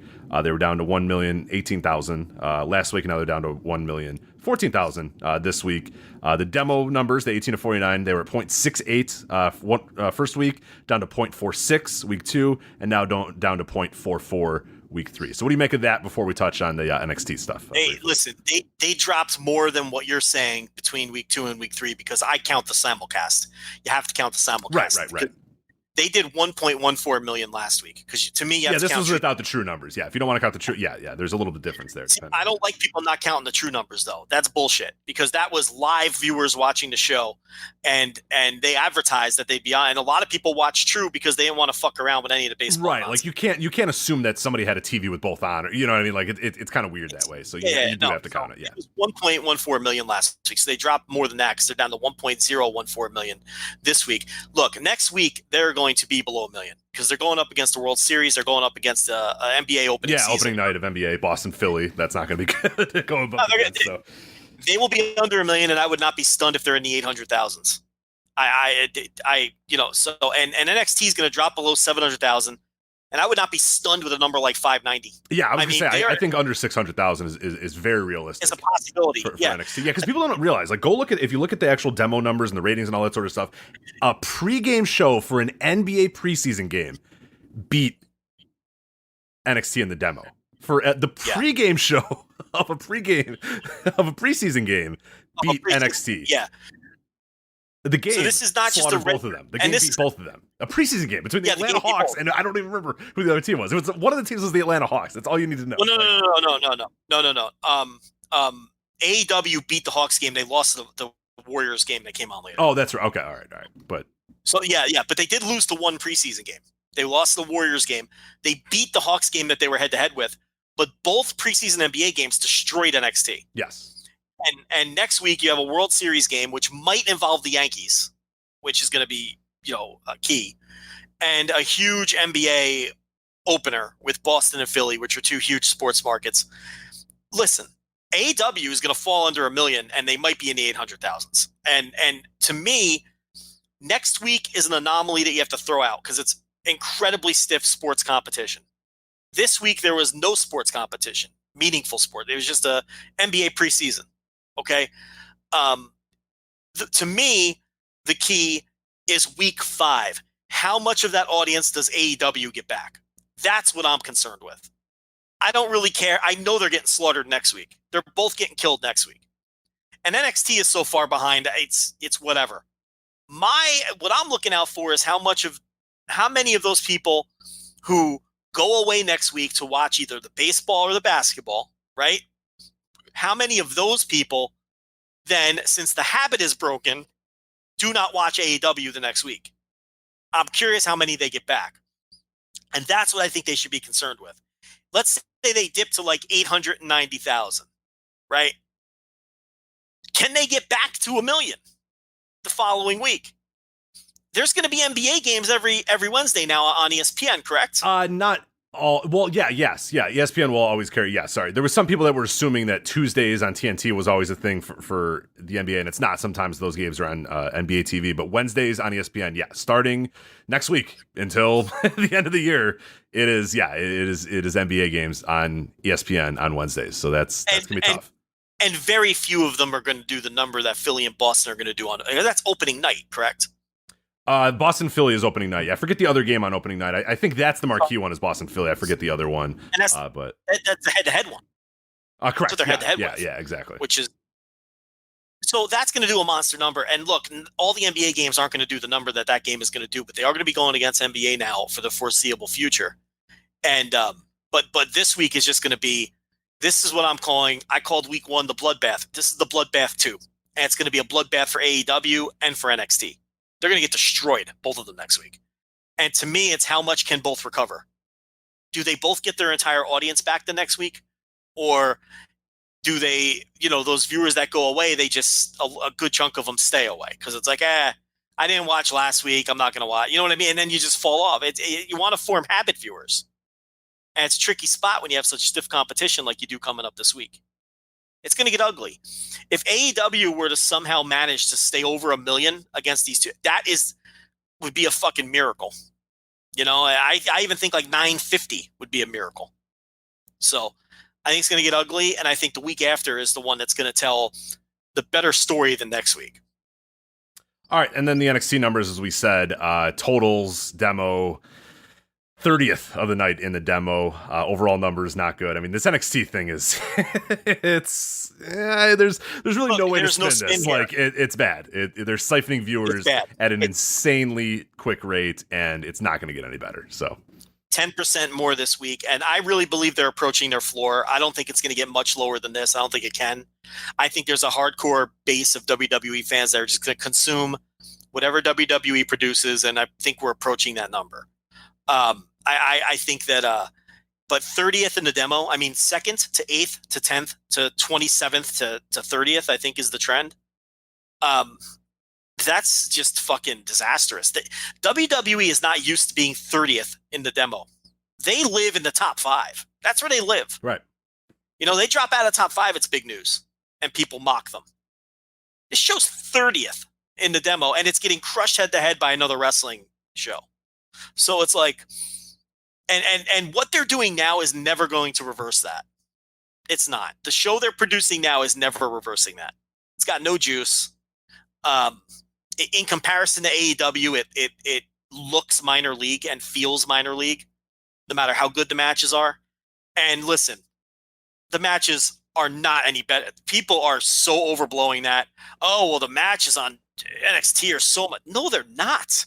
This week, AEW's matches were much better than NXT's matches. Well, let's talk about that. I think that might be a good opportunity. Are you done with ratings talk? I'm fine getting into the matches a little bit too. Like if people want more ratings talk, patreon.com/Voices of Wrestling, Thursday TV reviews. I get super deep every week. I wait for the ratings to come out, and then I do the show. And I talk about ratings first, and then we review both shows as well. But yeah, we can get off of the ratings. Yeah, let's do that. So we're going to talk about the matches here a little bit. We do want to let you guys know that this portion of the Voice Wrestling Flagship podcast, sponsored by our friends at Grapple, the Grapple app. You can download it for free, App Store, Google Play. You can also follow them on Twitter at Grapple App. That's GRAPPL. We'll talk about it a little bit later in the show as well, but you can go on there, rate and review matches. So we're actually going to talk about some of the ratings here because I think it's an interesting discussion that you bring up there, and it's a great segue into that, is the difference between, yes, like we're hearing that NXT is a pure wrestling show with great wrestling matches, and AEW is more of it's got a bunch of other stuff. But yeah, I'm sort of with you as well. So I think the big thing here is let's talk about the big matches on NXT this week. We'll start there. So the first one, of course, that people are going to talk about and point to this week was the Dijakovic versus Keith Lee, the fourth match, the rubber match show of this great feud between these two. And, I came away enjoying the match. I've never been a gigantic, huge, like, some people love this series. Like, Dave Meltzer went 5 stars or whatever with the first match they ever had. I saw one live at an Evolve show, and they're good matches. I enjoy them. I don't love them on the same level that a lot of other people do, but I've enjoyed them. Hey, this is good because I'm one of those people. I think their first 3 matches in this series were fantastic. So you're talking to one. So that's good. So there you go. So you're there. Like, I've always thought they were good, but I don't know if they're spectacular or great. Like, I don't know if they're like these game-changing, oh my God, worldwide thing. So for me, when this match is being announced and the build's kind of happening, I'm not as excited about it because I just I don't really know. They didn't really give me a reason to get excited about it. They just kind of said, hey, here's 2 guys, and they have good matches in the past, and they'll probably have a good match here. And that's kind of the build for this match is, hey, watch these guys have really good matches. And while I enjoyed this match, I thought it really underwhelmed compared to some of the other stuff that they've had. And I've seen kind of opposite takes. I've seen a lot of takes all across the board here. I'm curious, Joe, what is your take on Dijakovic versus Keith Lee? Because I've seen stuff all across the board, and I'll talk about the Grapple rating here in a moment as well. As someone who loved the series that they've had in NXT to the point where I have said that they should take the exact matches they've done in NXT and open up a Raw with them. Okay, that's how much I love the matches. And how much I think those matches could get over with, the Raw, the main roster crowd, and you can make a couple stars. This was easily the worst. This was not good. They made it for the number one contendership of the North American title, and I was like, great, they're giving this some stakes. I already love the other matches. It's going to be fantastic, right? Then they slowed it down, which I understand. They're working a different kind of match. Yeah, than a little bit more of a body match than a let's see two big dudes do huge moves on each other. So, and I don't mind that they changed it up. No, they did the same match 3 times in a row, and they went 1-1-1, and this was also advertised as the rubber match to break the tie. So we have some stakes. We have double stakes. We got a rubber match. Someone's going to win the feud, and someone's going to be the number one contender to Roderick Strong. And then just as the match starts to get going, they do the fucking run-in with Roderick Strong. Rich, this infuriated me. And I already went on a rant behind the paywall. I don't know if I have it in me to go on another rant 2 hours later because I just finished that show. But it's like, it infuriated me. They didn't have the guts to just have somebody win the match, win the feud. And this is the inherent problem in the company. And now it's trickling all the way down to NXT. Right. They're always trying to get everybody over, and they're getting nobody over. So exactly. It just pick someone and fucking push them. The other guy will be fine. He'll get over in the next feud. Show some guts and pick someone to win the damn match to face Roderick Strong next week. What is the problem here? We have to do this bullshit? And then it makes me not care, and it makes nobody get over. And someone pointed this out on Twitter, and I don't remember who it was, but Rich, you know this ends with a Lee Dijak tag team. Oh, God, are you fucking kidding? Of course. Yeah, it's our former enemies now become the best of partners. I mean, the company is littered with those guys. Oh, God, we saw it on that same show with Orny Lorcan and Burchill. So it's like they've done that before. You know what I mean? Like they've done that on NXT. So it's not like that's just the main roster thing. They've done it on NXT numerous times. So yeah, of course that's good. Cesaro and Sheamus. Right. Cesaro and Sheamus. And it's like, so, it infuriated me that I was invested in this feud, and I loved the matches, and I wanted to see a winner, and they didn't give it. So that to me, that was bad and a failure. That did nothing but piss me off, and it made me not care about the three. I don't care about the 3-way next week. It's just overbooked to shit now, and NXT used to be good to not give you the overbid, just give you winners. I don't want that. I can get shit like that on Raw. That's why I don't watch Raw, Rich. Stuff like that. So no, that was not good. So ratings-wise, it's pretty interesting here on Grapple. Neither of us are kind of off the board there. 3.4 right now for Dijakovic and Lee, which I think is got to be a disappointing number overall because, this is a match that was kind of advertised as like, hey, these guys are gonna have a great match. Like that was the whole kind of point of it was these guys are gonna have a great match. Didn't quite deliver on that level. And as far as the other stuff on NXT, as we kind of go over Grapple in an overall sense, like you're saying, we're kind of comparing the two shows and what we thought the matches were and what the quality of the two shows were. Angel Garza and Ciampa 2.42, but that was kind of just an extended squash. So like I don't really expect that one. Well, here's the thing: there were 5 extended squashes on this show. This was not a great bell-to-bell show for NXT this week. It wasn't, that was one of 5. Right. There was quite a lot here. Then we had the Birch and Lorcan versus Imperium, which I actually liked a lot. I liked this match quite a bit. And I think I actually maybe even liked it a little bit more than I liked Dijakovic and Lee. But what did you think of the Birch, Lorcan, and Imperium? Yeah, the problem was these are 2 of my favorite tag teams in the world right now. And this year, these are great tag teams. But the commercial break destroyed the match. It did. It hurt it a lot. There was an interminably long commercial break, and then when we came back, they were hitting the close and stretch. So the commercial break destroyed the flow of the match.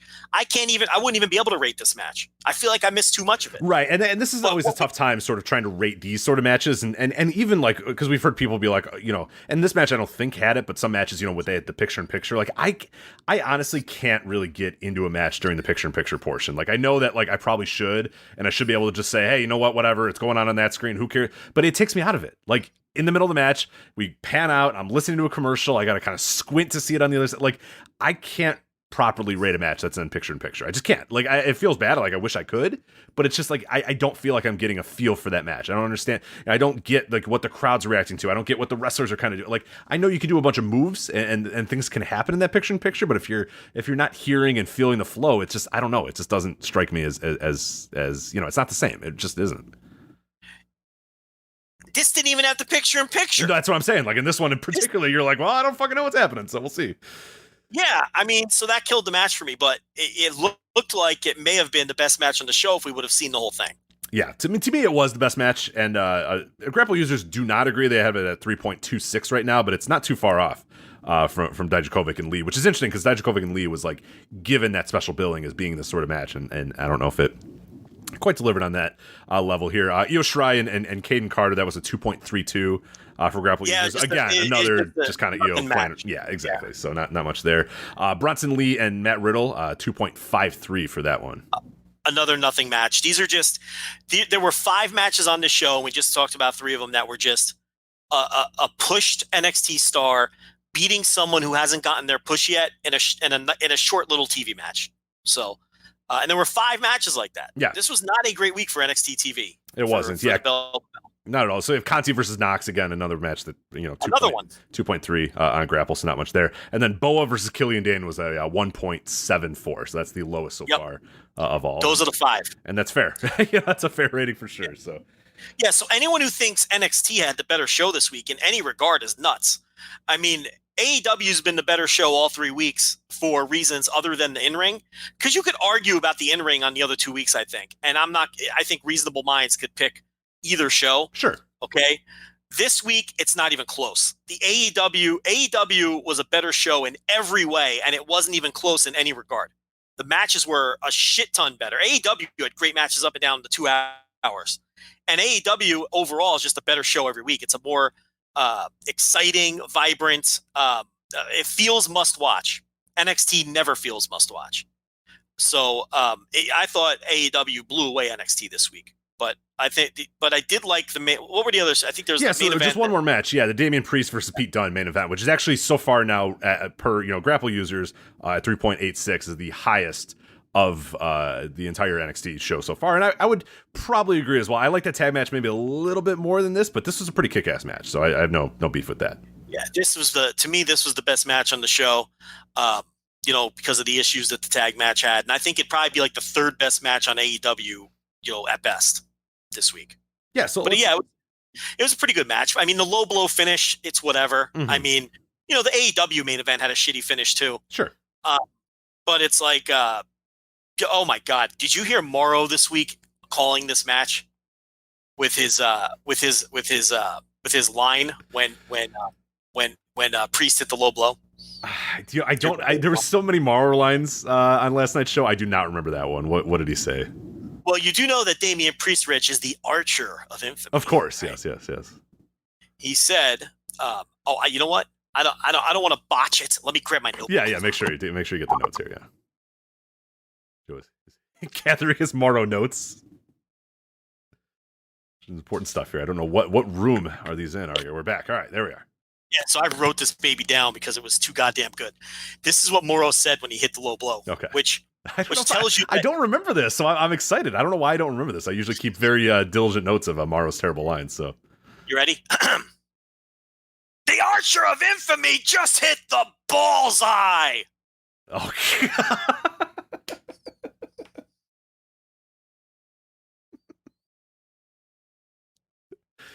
Rich, I know you. Do you still like Morrow? Because do we have to get into a Morrow? Okay, you hate him now. Good, because I was going to get into a Morrow argument with you, but I was the last. Yeah. I was the last Morrow defender. I can't defend him anymore. He fucking stinks. Yeah, he's so Rich, bad. listen. It gets worse. He repeated bullseye on the replay. He said it twice. My favorite line from NXT. I think I tweeted this out earlier. Let me get this one right too. And it wasn't even Morrow. It's like I'll give you another. Yeah, while I'm getting this one. Yeah, I'll give you another Morrow one, but it's a good one regardless. So I'll give you another one from the same match. Pete Dunne went for the finger break. You familiar with the finger break? Of course. Oh yeah, of course. Yeah. Morrow said, "We all know that Pete Dunne enjoys finger food as long as it's vegan." What? What does that even... Like, Pete Dunne is vegan, I guess? I didn't even know that. Yeah, I suppose that's true. I don't know that. But I guess that's the idea here. But finger food, as long as it's vegan? He just had to find a way to let us know that Dunne is a vegan? Yeah, Is he even vegan? I know Trent 7 is vegan. Yeah, I didn't think Pete Dunne was a vegan, but I guess maybe I didn't even know that Pete Dunne. Maybe they're all vegans. Why are these vegans so chunky? Can you answer that for me? I have a buddy who is. How are these vegan men like not?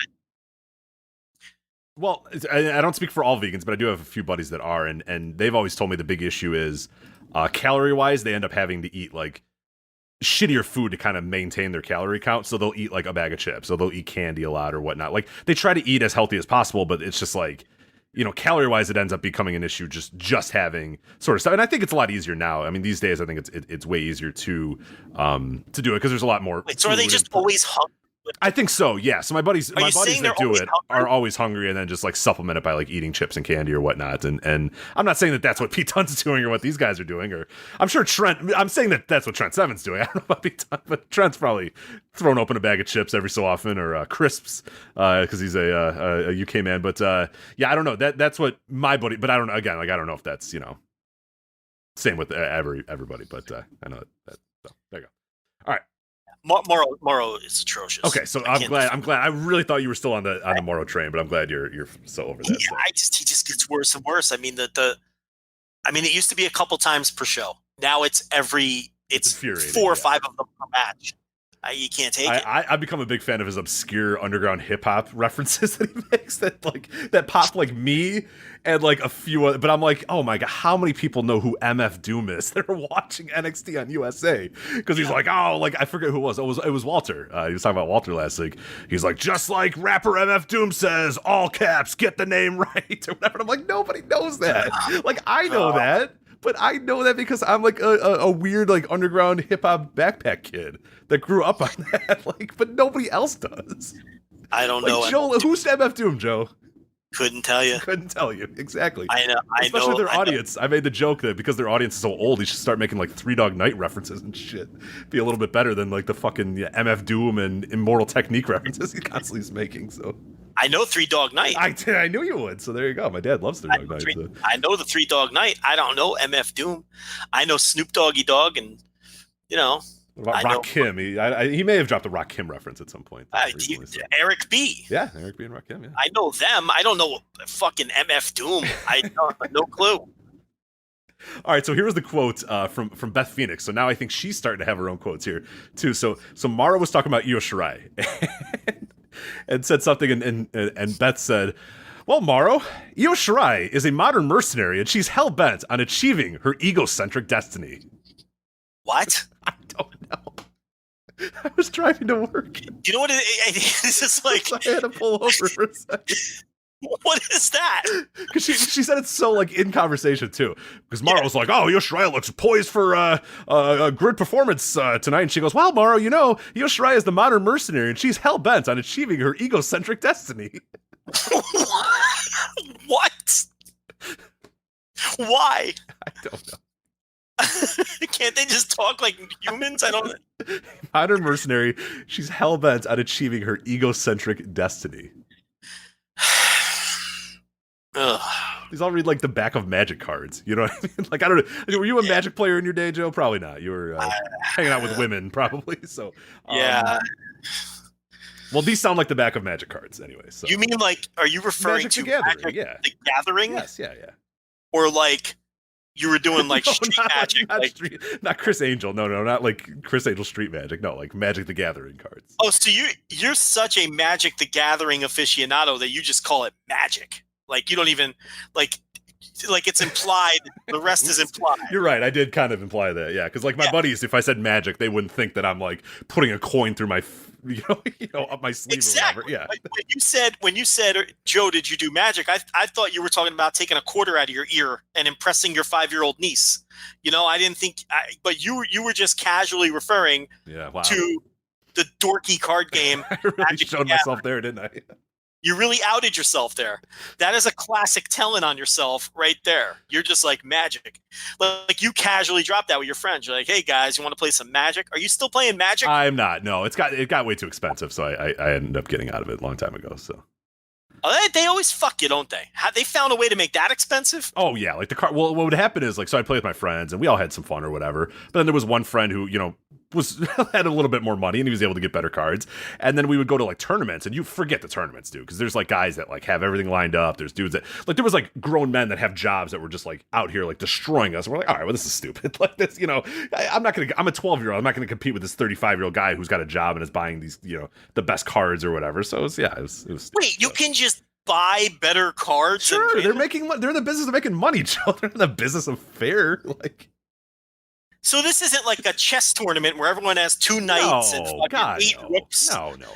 So you can this would be the equivalent of playing chess, but I could afford to buy a bunch of queens, right? And you decide pawns. I'm stuck with my pawns or whatever, and you just say, instead of the pawns I traded them in, I just got queens instead. So that's like, what a stupid game. Yeah, the person with the best cards is just going to win, right? I mean, there's no skill involved here. It's a metaphor for life, isn't it, Joe? Listen, that's why you got to have a hustle. All right, so let's get to the actual AEW show. I'm glad that you think Morrow sucks now too. That's good. I'm reassured because every time I listen, I'm like, man, how does Joe still think this guy's good? Because he sucks. Okay, listen, you can't dig your heels in sometimes. That's one thing. You can't dig your. You got to change your opinions sometimes. Absolutely. Sometimes things that suck become good, and sometimes things that are good suck. And I feel like I'm quoting Rosie Perez in White Men Can't Jump. Didn't she say something like that? I think she did. Right? Something similar to that, right? Sometimes when this is what she said. Sometimes when you win, you actually lose. And sometimes when you lose, you actually win. And sometimes when you tie, you can win or lose. That's what she said, right? She's chopping on her gum. Yeah, she was a babe in that movie. She was a philosopher right before she left Woody Harrelson for real. That is some scene when she leaves on those fucking rollerblades for the last time, when she's finally had enough of his shit, and she just fucking skates away, right? That is some scene in that movie, let me tell you. That's a good movie. That's a great movie. Yeah. That's an all-time. That'll stop you in your tracks when you're flipping. Yeah, no matter what. Even if it's got an hour left, 10 minutes left, 20 minutes left, I'm in. The best is I chime in and I know it's like the first game and I'm like, fuck yeah, here we go, baby. Oh, God. Yeah, when you catch it early and you're getting the whole fucking experience. How gut-wrenching is that scene? The final scene where, they find like the back alley hoop. You want him to dunk on it so bad, don't you? Like absolutely. You know what's going to happen. Like intellectually, you know that he doesn't make the dunk and he loses all the money again, and Rosie's going to leave him and everything, and the fucking Fratelli brothers or whatever their names were are going to fucking kill him. But you still are hoping he makes that dunk. It's one of those movies where you want the outcome to be different, even though you know it's not going to be because you've watched it, I don't know, 940 exactly, yeah, but maybe this time when he turns that arm and throws it down and everything as well, but fortunately not. But yeah, what a great movie. Should watch it soon. Okay, it's been like there's that one titty scene with Rosie Perez, right? Like there's the side boob scene. And then isn't there a full titty scene? Oh, there is. Oh, trust me. Yeah. Young Rich Grace was well aware of that scene. So yeah. That's when you want to catch it. You're like, oh shit, we're only 34 minutes in, and the Rosie Perez titty scene is 47 minutes in. Like you probably had that shit marked. Oh, absolutely. Yeah, I rented that movie a lot, and not just because I liked the movie. It was I was young, when you're 11, you got to get it where you can get it. It was like a great movie, and you got to see Rosie Perez. So that's I'm not killing you. Now the Magic the Gathering, that's fair. That's fair. But Rosie Perez titties and White Men Can't Jump, I can't kill you. Kill you. All right, let's get to this AEW show here a little bit. So you had the Best Friends in the opener, Best Friends versus SCU. This is actually a pretty fun opener too, because what happened is the Lucha Brothers came out, attacked Christopher Daniels, hit the package pile driver on him on the ramp, and they carted him away. And you may note this on Twitter, and I think you did it on the TV reviews as well, is it was cool that Shima ran down there just to kind of check on his buddy. And it's like, it's like cool continuity. Like other companies wouldn't do that, but they decided, hey, Shima's like loosely aligned with SCU, so yeah, he would come down and make sure his buddy's okay, like make sure, nothing's going wrong. So I like that. It was a nice little touch. Yeah. That, it's a little thing, but it's the kind of thing that rewards you. For paying attention. And it's just a dose of realism. And they don't hit you over the head with it. They didn't tell you he was there. They didn't put the camera on him. He was just there because that's his buddy. So that one right now, 3.15 from Grapple users. So pretty good ratings right there. And I can tell you as well, if you want to talk about, ratings and whatnot, and we'll get to some other numbers as well. But AEW Dynamite, this first match had 128 votes. NXT was averaging around like 30 to 40 votes for per match. So Yeah, here's the Grapple thing. users Not are definitely only are they watching AEW. crushed- So that's It's not just Grapple users. They're getting crushed in the ratings, and everything reflects it. Even if you look at social media, like if you look at the hashtags, if you go to wrestling message boards, if you go to anything, our Discord channel, and see what people are talking about in real time, all of the buzz and all of the hype is around AEW, and nobody cares about NXT in real time. It's staggering, actually. Yeah. It's a little surprising to me that the ratings gap isn't even a little bit bigger, just based on those sorts of things. Yeah, well, it makes sense too with the older fan base too, is that the older fans wouldn't be as active on all those sort of things or whatever. So I guess that's where it comes in. But yeah, like you're saying, it does feel like it would be a little different. You just explained the difference, so that was perfect, because it's the over 50s that are making up the difference, and they're not fucking lighting up Twitter. Yeah, right. So we had Alex Reynolds, the Beaver Boys, showing up here to face Santana and Ortiz. This match, of course, not going to get a huge rating here, and probably shouldn't. It was just kind of an extended squash as well. 1.8 here on Grapple. I went 2 stars with it because it's like, what do you know? It's just a squash match. It was exactly I what never it know how to be, but like I don't know how to rate squash matches ever. First of all, I think that SCU match was way better than a 3.1 match. I thought Scorpio Sky was so fucking great in that match. So I think that was actually a little underrated, but anyway. Yeah, it was a star-making performance for Sky as well. I mean, he came out of there, as kind of the third member of SCU, I thought, but then yeah, he was huge when he walks out and after the match and stuff. I mean, he was getting a hero's welcome and stuff, so that was cool for him. Rio and Britt Baker here was the women's title match here. Grapple users 2.85, which I think is actually pretty low. I really like this. I thought it was the best performance I've ever seen of Britt Baker, and I thought Rio was particularly good as well. But what did you think of this one? That's exactly what I said behind the paywall. This was the best I've ever seen Britt Baker. It's not that she was real good, because she blew a couple of spots, but she's usually pretty bad. And I thought here she was competent. I thought she was the competent half of a really good match. When I say really good, I mean I had 3 1/4 or something. You know what I mean? I'm not saying it was a 4-star match. Right. I went 3 1/4 as well. I just thought it was a little bit above, the 2.8. And the finish, I saw a lot of people being, a little critical of the finish, but I liked it a lot because I think what it establishes that, Britt Baker had won a few matches with that it's kind of a lame hold. It's like a mandible claw hold or whatever. She's a dentist. I don't know if you knew that she's a dentist, but the way they did it though was pretty cool because the fans are like, oh shit, like Britt Baker's going to win this title here, and then Rio just kind of rolls her up out of nowhere, and they even shot it pretty well too. Rio rolls her up out of nowhere, gets her in the cradle, and gets the 1-2-3, which I thought was just a really, really good finish and played perfectly into the crowd. So I enjoyed the finish a lot. The finish was good, but that Britt Baker's finisher is silly. I hate the fact that she has a mouth-based finisher. It's just too much for me. It's WWE level subtlety hammer stuff where they just have to bang you over the head with it, and I don't like it. I think it's a silly finish. Jurassic Express, of course, Jungle Boy and Marco Stunt, because Luchasaurus has a torn hamstring, versus the Lucha Brothers. This is a much discussed match on Twitter. Grapple users 3.15 for this one. I went 2.5 with it. I didn't love it maybe as much as they did. But what did you think of the Jurassic Express Lucha Bros? I'm one of the people that didn't like how long it went. I think they should have dominated these two guys. Behind the paywall, I did 8 or 9 minutes screaming about it, so I'm not going to do it again. Yeah, it's fine. You want me to take the mantle here? Because I have a few thoughts on it. Yeah, go ahead. All right, so my basic thing, and it's probably similar to what you said there. I haven't listened to the entire TV review, but what I would say is there was a point in the match where it starts off and Marco is doing a bunch of cool moves and doing some cool shit and jumping over and like, I forget what it was, but there was some sort of cradle roll up or something that he had. I forget what it was. And it was like a count. It was like a 2 count that the crowd went nuts for it, thinking, oh my God, he might get a win here.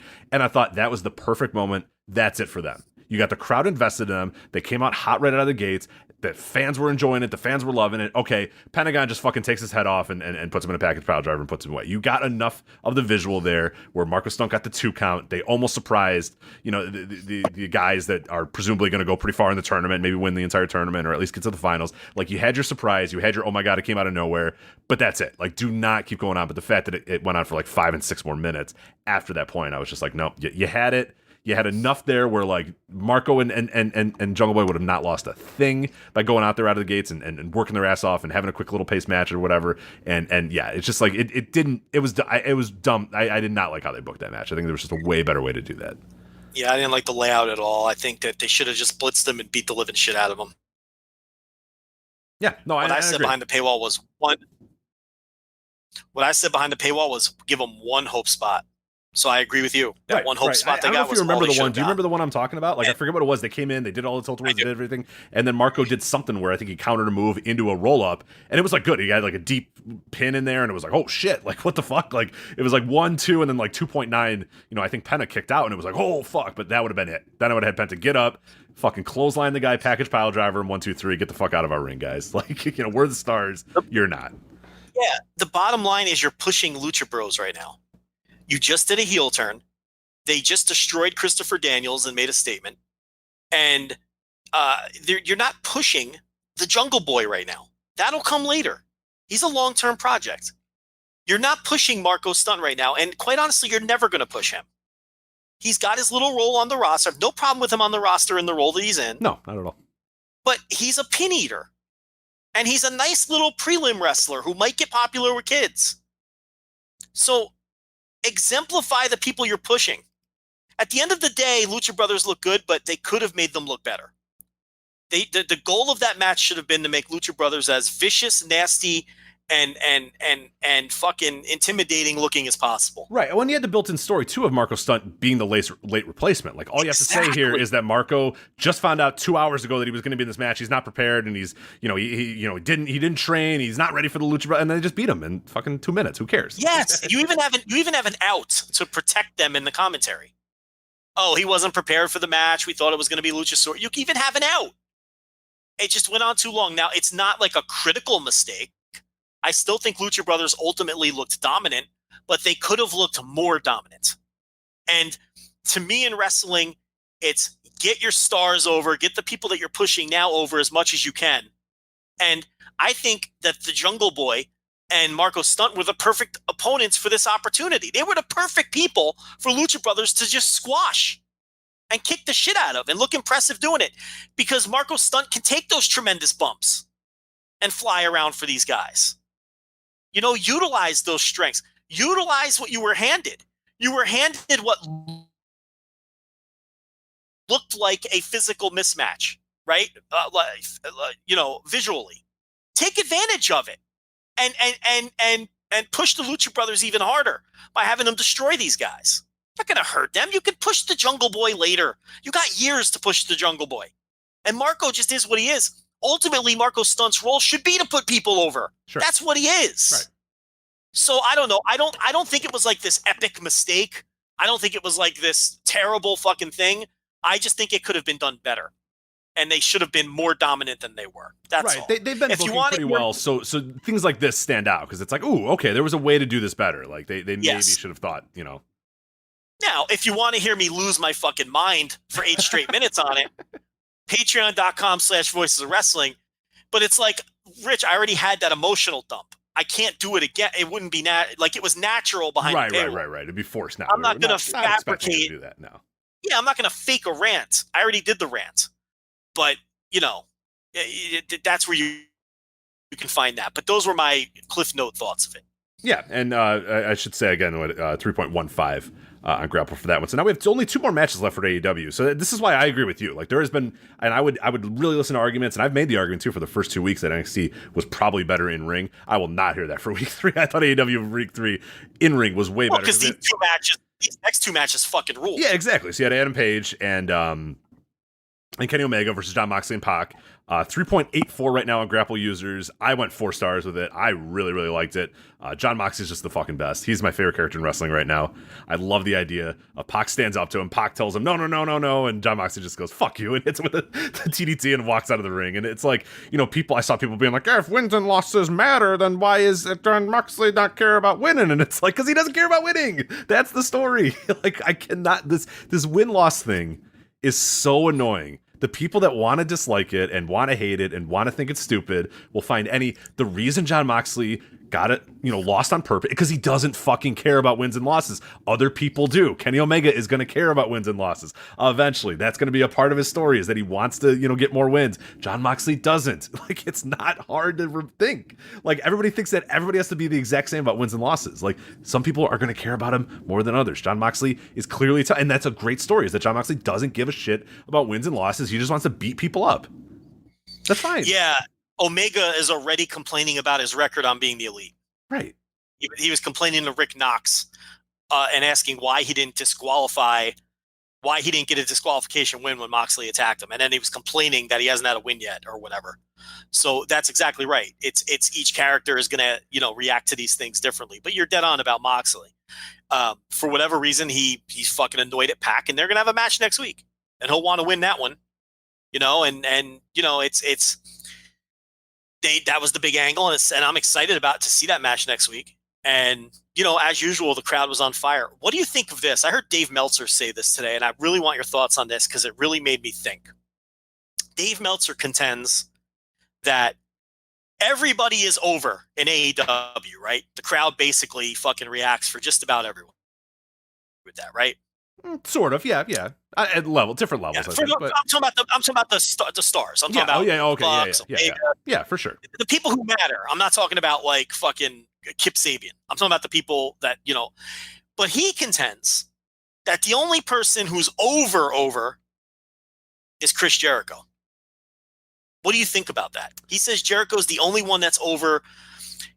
And I forgot how he phrased it, but really in a meaningful money drawing way. He says the others are just fans in the building are reacting to them but if you're a television viewer, Jericho's really the only one that matters. What do you think of that? I think that's interesting. Yeah, I disagree with that. I think, in this match in particular opened my eyes too to, we see a lot of stuff about Kenny Omega and he doesn't feel like a star. He came out and it was a monstrous reaction, just a fucking star when he came out immediately. The music hits and people went absolutely nuts. And so I would say from the level of Kenny Omega, no, I would disagree. I think Omega's over.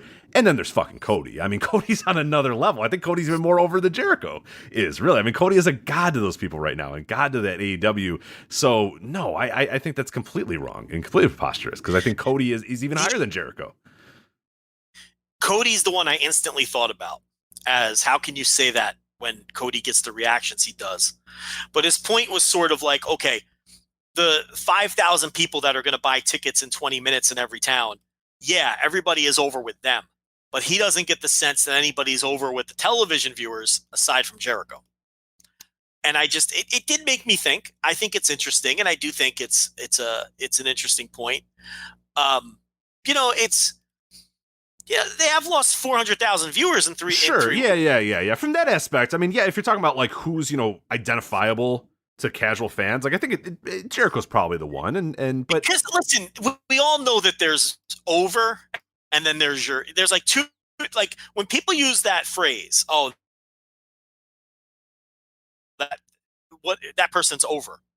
There's two different meanings to that. There's you're over in front of live crowds, but the true meaning of over is you draw money, is you are a needle mover. People pay to see you.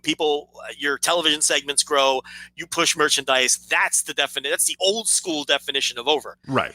Now we just apply it to anything that gets a pop, which doesn't. You can get a pop and be over in the buildings, but that doesn't necessarily mean that you're over. Right, see which what I'm could saying? be the Kenny Omega thing. I'm not saying I would agree that the Kenny Omega thing, if you want to make an argument about that, I think he's over to the audiences that are there at the shows, but I don't know that like my mom who watches AEW occasionally because she's just flipping around has any idea, because I asked her like who were guys, because the other day she was like, oh, I was flipping around and the first name she brought up was Chris Jericho. She's like, I can't believe Chris Jericho's still wrestling. Yeah. And then she said, well, who's this guy or who's that? And like she kind of described other guys, but it was obvious that nobody else. Jericho was the one that she remembered. She said, oh, I can't believe Chris Jericho's still there. And then she said, who's the guy with the hair? I don't really like the guy with the hair. She meant Pac. She doesn't like Pac's hair. She mentioned there's another guy with hair, and that was Kenny Omega. But that's what I mean. Like, she doesn't know, oh, Kenny Omega, he's a star. She did know Cody, though. She said, oh, the other guy, Cody or whatever. Cody, so she knew that, but it was like, that was the only two. But Jericho was, again, like the one that the 100% was the first one that she thought of, so. I think the best way to explain this to people would be, like, the New Japan Young Lions are over. But Tetsuya Naito's over.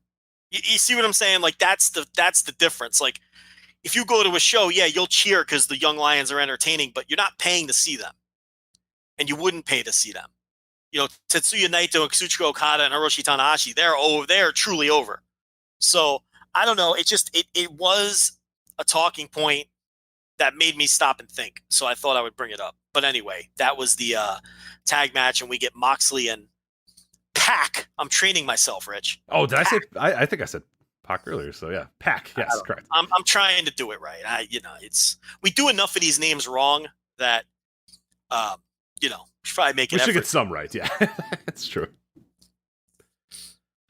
All right, so that match, as I mentioned, Grapple Users 3.84, and then the main event, which so far has been my favorite match of Dynamite so far, of any episode of Dynamite. Chris Jericho, Darby Allin. I am amazed by this rating, Joe. I went 4.25 with this. Grapple Users 3.57. Are they nuts or am I nuts? Where do you stand? I'd be a little higher on it. 3 3/4, 4, somewhere in that range. But I think that it was the most entertaining match of the night on either show. And Darby was incredible. He needed to knock it out of the park, and he did. Now look, this was a match structure perfect for Darby Allin. The only question was, would the moment be too big for him? And I think we now have the answer to that. He's just unflappable. I don't think he gives a shit if there's 40 people there or 40,000 people there. I just think he's that kind of personality. He just enjoys performing and doing shit that nobody else can do. And Jericho was so good here. Yeah. Just perfect in the role. And look, I didn't love the finish either, but I get why they're doing it, because Jericho, they're trying to get heat on Jericho. The guy gets cheered in every building. And to me, I wouldn't fight it, because I feel like you're never going to change that until the honeymoon period's over. Until they go to every city once, everyone who's getting AEW for the first time wants to pop for everyone, because it's this movement, it's this revolution. They just want to cheer. The second time you come to these cities, I think you're going to get more of the reactions that you want. Right now, they just want to cheer everyone. And I understand what they're trying to do. They're trying to get some heat on Jericho, and they wanted to cheat people out of a finish to get there and cheat Darby, who people were getting behind. So I get it. Doesn't mean I like it. Do I think Jericho should have just hit a Judas effect and pinned him? Yeah, because it's the same. Darby gets over either way. It doesn't make a difference what kind of finish you do. I mean, everyone knew he wasn't going to win. He had gotten over already. Whether he gets pinned or not clean, he's still going to get over. So, yeah, I would have preferred not having Hager, but I get why they did it. Yeah, so the finish, and I've seen some people get upset about it, and it didn't really take away from the match for me, because I think the same story was kind of there. But similar to the Jurassic Express thing that we talked about, is I think there was just a better way to do it than they did it. I think Darby could have just lost that match. Jericho could have just beat him, and Darby would have been fine, because his hands tied behind his back, everything that you needed to do, you didn't need to protect him any further by having Hager come in there and beat him up or whatever. But from that aspect too, they're trying to get heat on Jericho. The end game of it was more heat. And I don't think it took anything away from Darby. It's just there was a better way to maybe do that finish, but it's not one that oh my God, that completely ruined the match for me. Kind of shitty. Didn't love the finish, but still I think Darby got over tremendously. I think it was a great moment for him. Like you said, Jericho gave him a lot in that match too, which again, for all the criticism that Jericho gets about, he phones it in or he comes in Japan, anybody that says that shit, it's stupid. Because you see in a match like this where he understands that guy that he's across the ring from is going to benefit by being in the ring with Chris Jericho, and he gives him a ton. He gave Darby Allin a huge platform there to look like a star. Darby Allin looked like a star when that match was done. I mean, he really did. And I thought the hand side behind his back stuff was fantastic. I'm going to get some people upset, but I don't want to hear any more about Orange Cassidy being a great worker when his hands are in his pockets, because I just saw Darby Allin do 15 times what Orange Cassidy does with his hand side behind his back. So there's that. So I'm sure the match will love that. And in a way that's not just thick with irony. Yeah. And basically saying, everyone in the building knows wrestling's silly, so I'm just going to be silly. No, in a way that was incorporated perfectly into the match and told a good story. Yeah. So that's the difference too. Right, but I'm sure that'll make people very, very upset. But anyway, let him be mad. Yeah, listen, exactly. let him. It's true. It's true. I mean, who fucking cares? It's 100% true. And listen, we have both supported them signing Orange. I get why they signed him. Oh, for sure. Yeah. I would have signed him. That doesn't mean I have to like it, but but I understand why they signed him. Guy's red hot. Of course you want to sign him. Listen to the reactions he gets. Now, I don't know. As is, am I featuring him on my show doing the act as it's currently constructed on the indie? No fucking way. There needs to be tweaks to that act for it to work on TV. You can retain the essence, but he can't. But anyway, we're drifting off the topic. Yeah, exactly. Yeah, I thought an all-time great performance by Darby. I thought that was a star-making performance too. So I really liked it. So yeah, I'm kind of surprised it's as low as it is. grappled at 3.57, but yeah, I went 4.25. Far and away my favorite match so far in Dynamite. I really, really liked it just because it told the perfect story. Ending aside, which a little bit of criticism about the ending, but yeah, I think Darby got over. Thought Jericho gave a great platform for Darby. Jericho got his heat. It accomplished everything they needed it to accomplish. So, but do you like that better than Bucks and Private Party? I did, yeah. Oh, ooh, that's tough. That'd be the only other contender. I really. think I like this one better, but I'd really have to almost watch them back to back. Bucks Private Party was awesome, but this felt a little bit more important. That Bucks Private Party was awesome, but it was kind of like, hey, this is awesome, and they're doing shit, and it's kind of fun. Like, ooh, that's a tough one, but I do think I like this one a little bit better. There just felt like a little bit more importance to it. There felt like there was a little bit more substance to it. Yeah, I mean, they both got new acts over. Similar matches in. Look, the stories were kind of similar in an odd way, even though we were worked different ways. You're still going with Cody and Dustin for the best match in the promotion's history. Oh, I think so. Yeah, I think so for sure. Yeah. Is that where you're at too? Yeah, but anyway, I don't think there's any other contenders. Probably right now. I don't think so, unless I'm forgetting something, because we're not real hot. I mean, some people might say Bucks Lucha Brothers with the ladder match. Yeah, but that again, really wasn't we're not fair to those matches anymore, so that's fine. So, I mean, some people might say that, but I think Cody and Dustin would be the popular choice. I really think the Bucks, the Bucks and Private Party, though, that was a phenomenal match. I mean, it really was. And this was a really good match too, but same story told in a different way. I don't know. They were both really good matches. Yeah, though. that's fine. But I thought AEW was a far superior show to NXT this week. I thought this week was the biggest gap in either direction in terms of which show was better.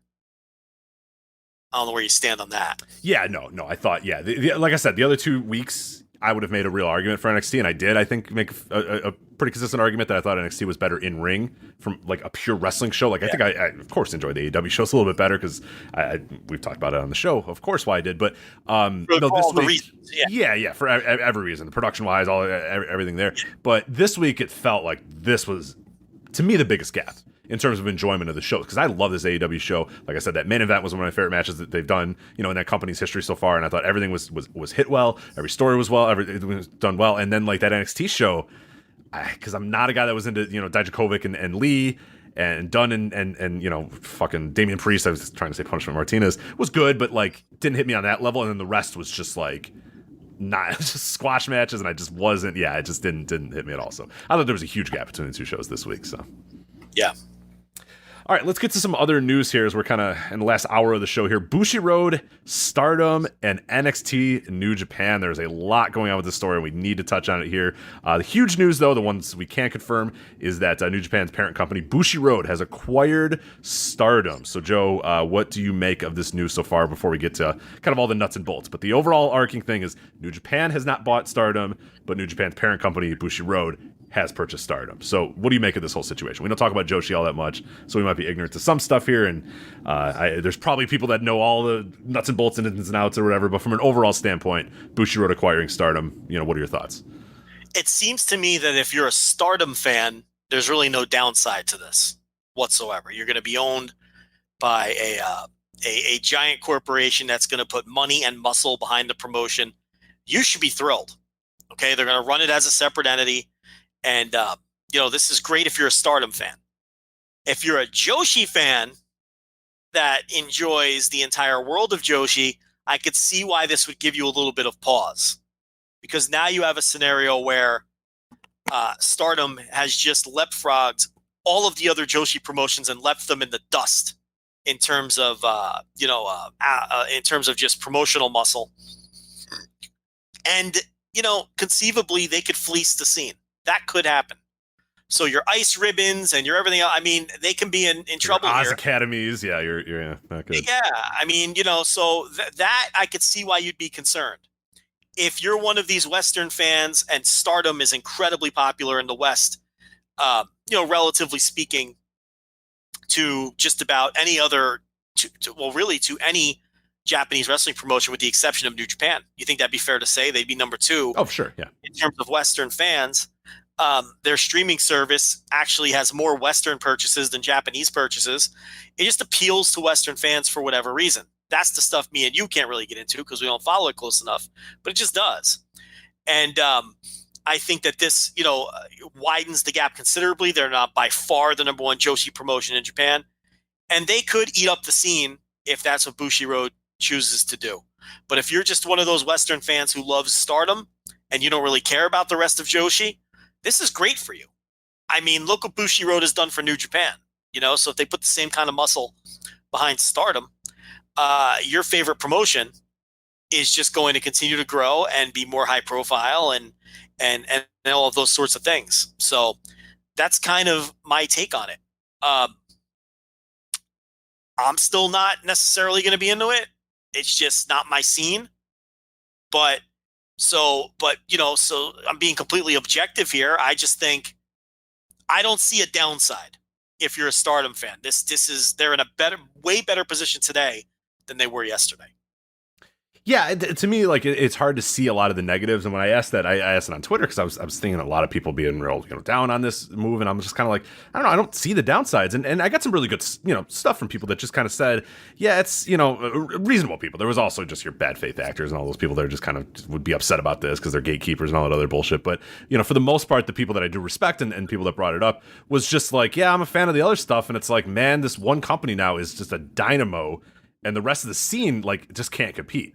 If there's ever going to be a wrestler that's up for there's going to be no, competing with the Stardom. Like right. Stardom has now become just this Goliath in this, relative to the rest of the companies that are running on these shoestring budgets or whatever, which Stardom really was, and that's why this came up. Stardom was the best. It had the best connections in terms of the West and stuff, and that was even, there was some struggles going on there, and that's why the thing was for sale, and that's why, hell, when there was offers at the table, including one from WWE, and Japan came to the table, or Bushiroad came to the table, I should say, then yeah, it was like, all right, cool. If as long as we're gonna get, still be able to be what we are, and my life's work for Rossy Ogawa, who's the owner of Stardom, is still going to be able to see through his vision, at least for now, just done by a different company and just done with a little bit more muscle and a TV deal and full-time contracts and advertising and that's what Bushiroad is excels in. And we've seen that with New Japan is getting these guys on, and we talked about it when Bushiroad was really ramping up what they were going to do for New Japan, is get them on TV shows, get them on news broadcasts, get them on billboards, get them on subway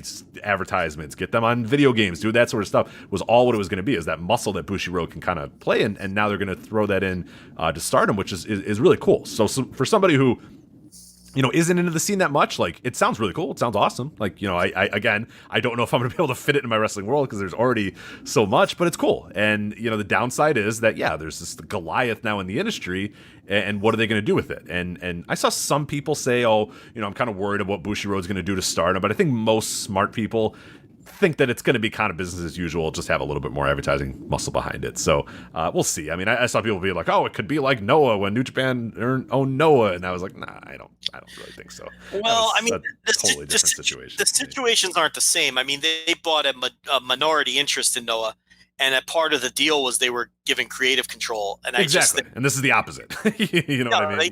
They just fucking own it. So it wouldn't make any sense for them to not care about its success, because this is an asset in a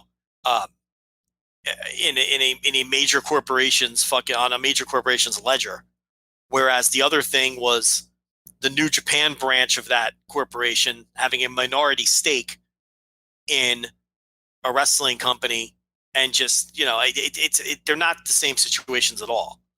I do think that the idea that WWE is poking around Japan trying to start up an NXT branch over there did precipitate this. I think there's no question about it. And New Japan is fighting back in any way they can, because the reports are that WWE wanted to purchase Stardom and use that as sort of their base to establish their NXT Japan division. With training school already in place and a full schedule already in place, and an entire roster. I mean, you have an entire women's roster. Now you just have to worry about finding men. The whole deal. And that was one of the attempts they made. We also know that they attempted to buy Noah, and Noah told them to hit the bricks too. So they're having trouble, purchasing an established promotion, and we kind of figured that they would. If they're going to do this, and they want to do this by Q1 2020, which we reported behind the paywall, they're going to have to, it's going to be harder for them than they thought. They're really going to have to put in their own legwork and find a way to establish themselves. They can't, it appears as though they're not going to be able to take the shortcut of just buying an existing promotion and then putting their own spin on it. They've been turned back at least twice. And we know that New Japan isn't going to be open to talking to them. And Dragon Gate, I don't suspect, with Gaora and all that, is going to be very interested. And what are you left with? You're left, DDT, they're owned by a giant company. Right. They're not going to be interested. You wouldn't think they would be. They're doing fine. So what are you left with? You're left with your Big Japans and places like that. And of course, Big Japan is the one that's rumored to be interested, with Daisuke Sekimoto, which we talked about behind the paywall. And listen, Dave Meltzer this week basically confirmed a lot of the stuff that I reported first behind the paywall, that, yeah, they are trying to get NXT Japan started up. And yeah, Miko Satomura has been I don't know if you saw that, Rich. She's been a WW employee apparently for months now. Yeah, there you go. I did notice that. Yeah, I went right to that section and was like, oh, there you go. And that was in the Observer today. And, that's what we talked about behind the paywall, where she's rumored to be one of the two coaches. The other being Daisuke Sekimoto, which is where the Big Japan connection comes in, because they paid for Daisuke Sekimoto's work visa to come work all these indies this year in the United States. Why else would they pay for Daisuke Sekimoto's work visa? So I would not be shocked if he's a WWE employee already. I don't know that, but they paid for his visa, and we know that they talked to him SummerSlam weekend when he was there in Toronto, and we know that he's heavily rumored to be the other coach. Can't confirm it, but heavily rumored. And, that would mean that maybe Big Japan was the only place that would do any kind of business with him. Or maybe Daisuke Sekimoto is going into business for himself outside of Big Japan. I don't know the answer to that. If WWE understands what Big Japan is, I'd be stunned if they wanted to, But if they buy Big Japan, they might just kill off the deathmatch division. Right. I think they just want to have some inroad, and they realize that they can't do it on their own. So if they have some weird, because they can't just pull up shop and say, hey, we're WWE and we want to book these buildings and do this. It's not easy. And we knew that this was going to be difficult. We knew that of all the ones, they were able to go to the UK and say, hey, we're WWF. You guys like us, right? You grew up watching us, and that everybody would just bend over backwards, which is exactly what they did. And we knew that when they went to Japan, it was not going to be that way. I mean, the reports were that, they went to, Rossi Ogawa and were like, hey, we'll put you in the Hall of Fame. And Rossi's like, I don't fucking care. Like, who gives a shit? Like, no, I don't want to go to the goddamn WWE Hall of Fame. I don't give a shit. But, like, that would work in the UK. There's plenty of guys that would say, yeah, sure, that'd be great. So we knew that was going to be an issue in Japan, is how do they begin? And the only way they can really begin, I think, is to have at least some sort of stake in a company that already exists on some level. So I think that's probably what they're doing, but they might be still trying to do it on their own. Like, and that's ultimately going to be what they're going to want to do is take over a company and then just kind of have it in their own vision. But maybe they need to kind of get stuff ready. You need to have a figurehead Japanese, because it's very difficult, and people kind of forget this as well. It's very difficult to just be an American company, set up shop in Japan and just go, okay, we're ready to go. There has to be some hierarchy there that at least shows, some sort of allegiance. So it might be an idea of like, hey, Big Japan's already established. We just funnel them money and we kind of change the name, or we alter some stuff, but it is still quote unquote Big Japan or whatnot. There's got to be some ways around it. And I'm sure they've thought about that. I'm sure they're going through that right now, because they wouldn't be so aggressive about trying to get with other companies if they knew that they could just set up shop on their own. So, well, if you buy Noah and you buy Stardom, right? Here's what that gives you right off the bat, even if you kill both brands immediately. A male roster and a female roster. A really strong female roster and a really strong male roster right off the bat. You just buy these promotions, you give everybody a contract, and you're off and ready. You can run shows now, right? With established wrestlers from the region. And then I guess the hope from there would be, can we draw with our name on it with those wrestlers from, because the thing about it, when WWE goes to Japan and runs shows at Sumo Hall and whatnot, it's not like Japanese Puro fans that go to those shows. It's Japanese fans of WWE that go to those shows. Right. They wear all their little cosplay outfits and everyone's looking like Bray Wyatt and all that sort of stuff. Yeah, exactly. And from what everyone has always told us, there's very little crossover. Like, those people that go to WWE shows, they're like into American culture. They're not going to fucking 0-1 shows. Okay? It's like the fucking weeaboos here. Right? They're into fucking Japanese wrestling, but they may not necessarily watch Monday Night Raw because they're into the Japanese culture. Well, there's Japanese fans that are into American culture. There's like reverse weeaboos over there. So that's who WWE draws from when they run their shows in Japan. So I don't know if they could just buy Noah, buy Stardom, put fucking Takashi Sugiura and fucking, I don't even know if I can name a Stardom wrestler, to be completely honest with you. Starlight Mayu Iwatani. There you go. Yeah. I don't know if you can just slap a WWE fucking branding on that and put Naomichi Marufuji out there with fucking whoever. And I don't know if Japanese fans would reject that. And I don't know if they would draw those same fans that go to Sumo Hall to watch John Cena. Those fans might say, we don't like these Japanese wrestlers. We like Bray Wyatt and Seth Rollins, and I don't know why they would, but that's what they're into. They're right. not into. And if I want Japanese wrestling, I'll go and watch, these other companies or whatnot. I'll go to New Japan. I'll go to fucking. Right. What do I need? What do I need? I don't want Japanese wrestling with your brand, So, and that's kind of what happened in the UK. Honestly, they can't run house shows anymore because they weren't drawing. So they run TV tapings and takeovers. It's the same wrestlers, but they don't like the branding and the presentation. So, and in Japan, it's even going to be more of a line and more drastic. So I don't know what their plan is now, but their original plan was to roll out Q1 of 2020. And with these setbacks, getting turned down by the new Noah owners, by Ledette or whatever that company's called, and getting turned down by Ogawa to buy now, who knows? I can't fathom how in 3 months they're going to be setting up shop over there. Yeah, that Q2, man, that sounds real aggressive. It was Q1. Or Q1, yeah, And not only that, when you hear the offer they made Stardom and how Stardom was like they weren't prepared. We asked them, what's the future? What are you going to do? What's your plan? And they're like, They had no answers. You want to go to the Hall of Fame? Yes. Their pitch was, we'll put you in the Hall of Fame and we'll give everybody contracts. Well, who are your trainers? Are you going to have a PC? And they didn't have any answers. They went over there to make a pitch without a plan. Rich, if I do that in my job, I get fired. What the fuck is that? They went over there with no plan? I mean, you got to be kidding me. And they expect everyone to bow at their feet. They expect everything to be easy. And everyone to just, Japan is different. It's a tougher nut to crack from that perspective. They don't give a fuck about your dopey Hall of Fame. And they're not going to mark out for you. They're just going to make the best business deals. So I think that was a wake-up call for them. And I don't think there's any way they're going to be able to set up shop Q1 of 2020 at this point. They're starting from ground zero. They tried to take a shortcut and buy promotions so they would have a fucking training school in place and everything. They have to build from the ground up and then hope that the culture accepts them, which is asking a ton.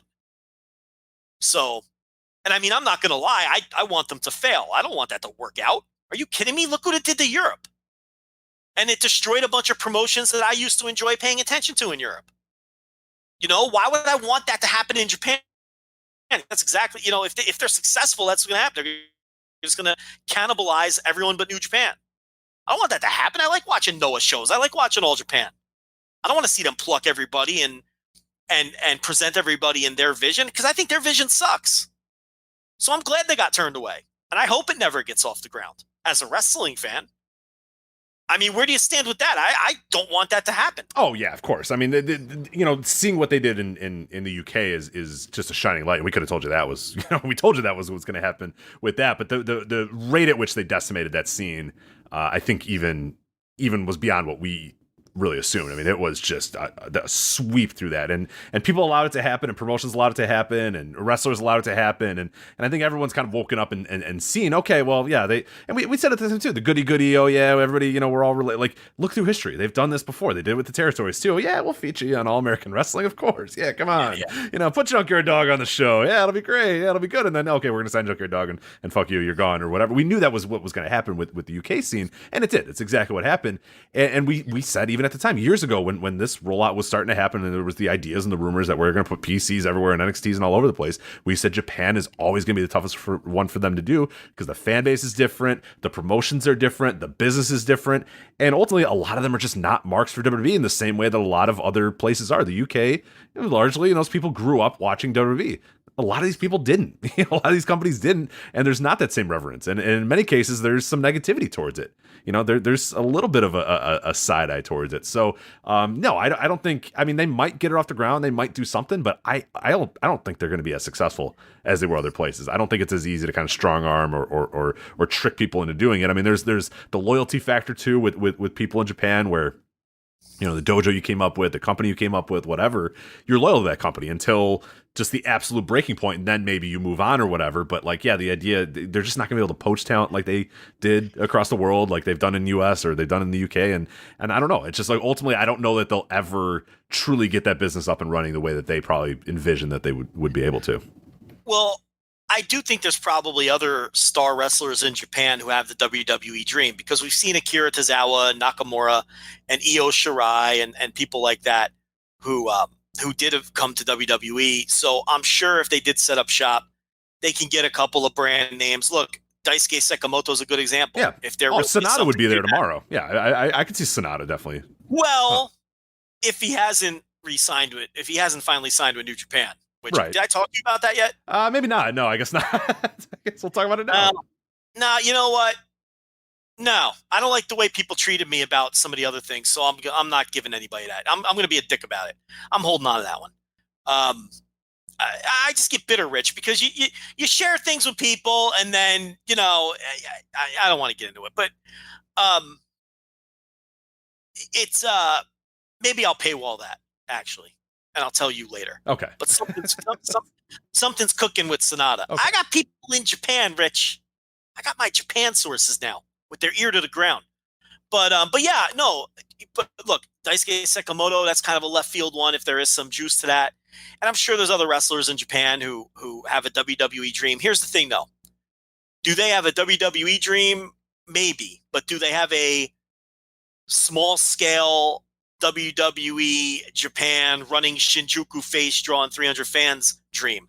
Probably not. Right. They want to work WrestleMania. They want to work a giant stadium show. Do they really want to work in a big Japan level venues? Leave New Japan to go do big Japan level stuff. I don't know.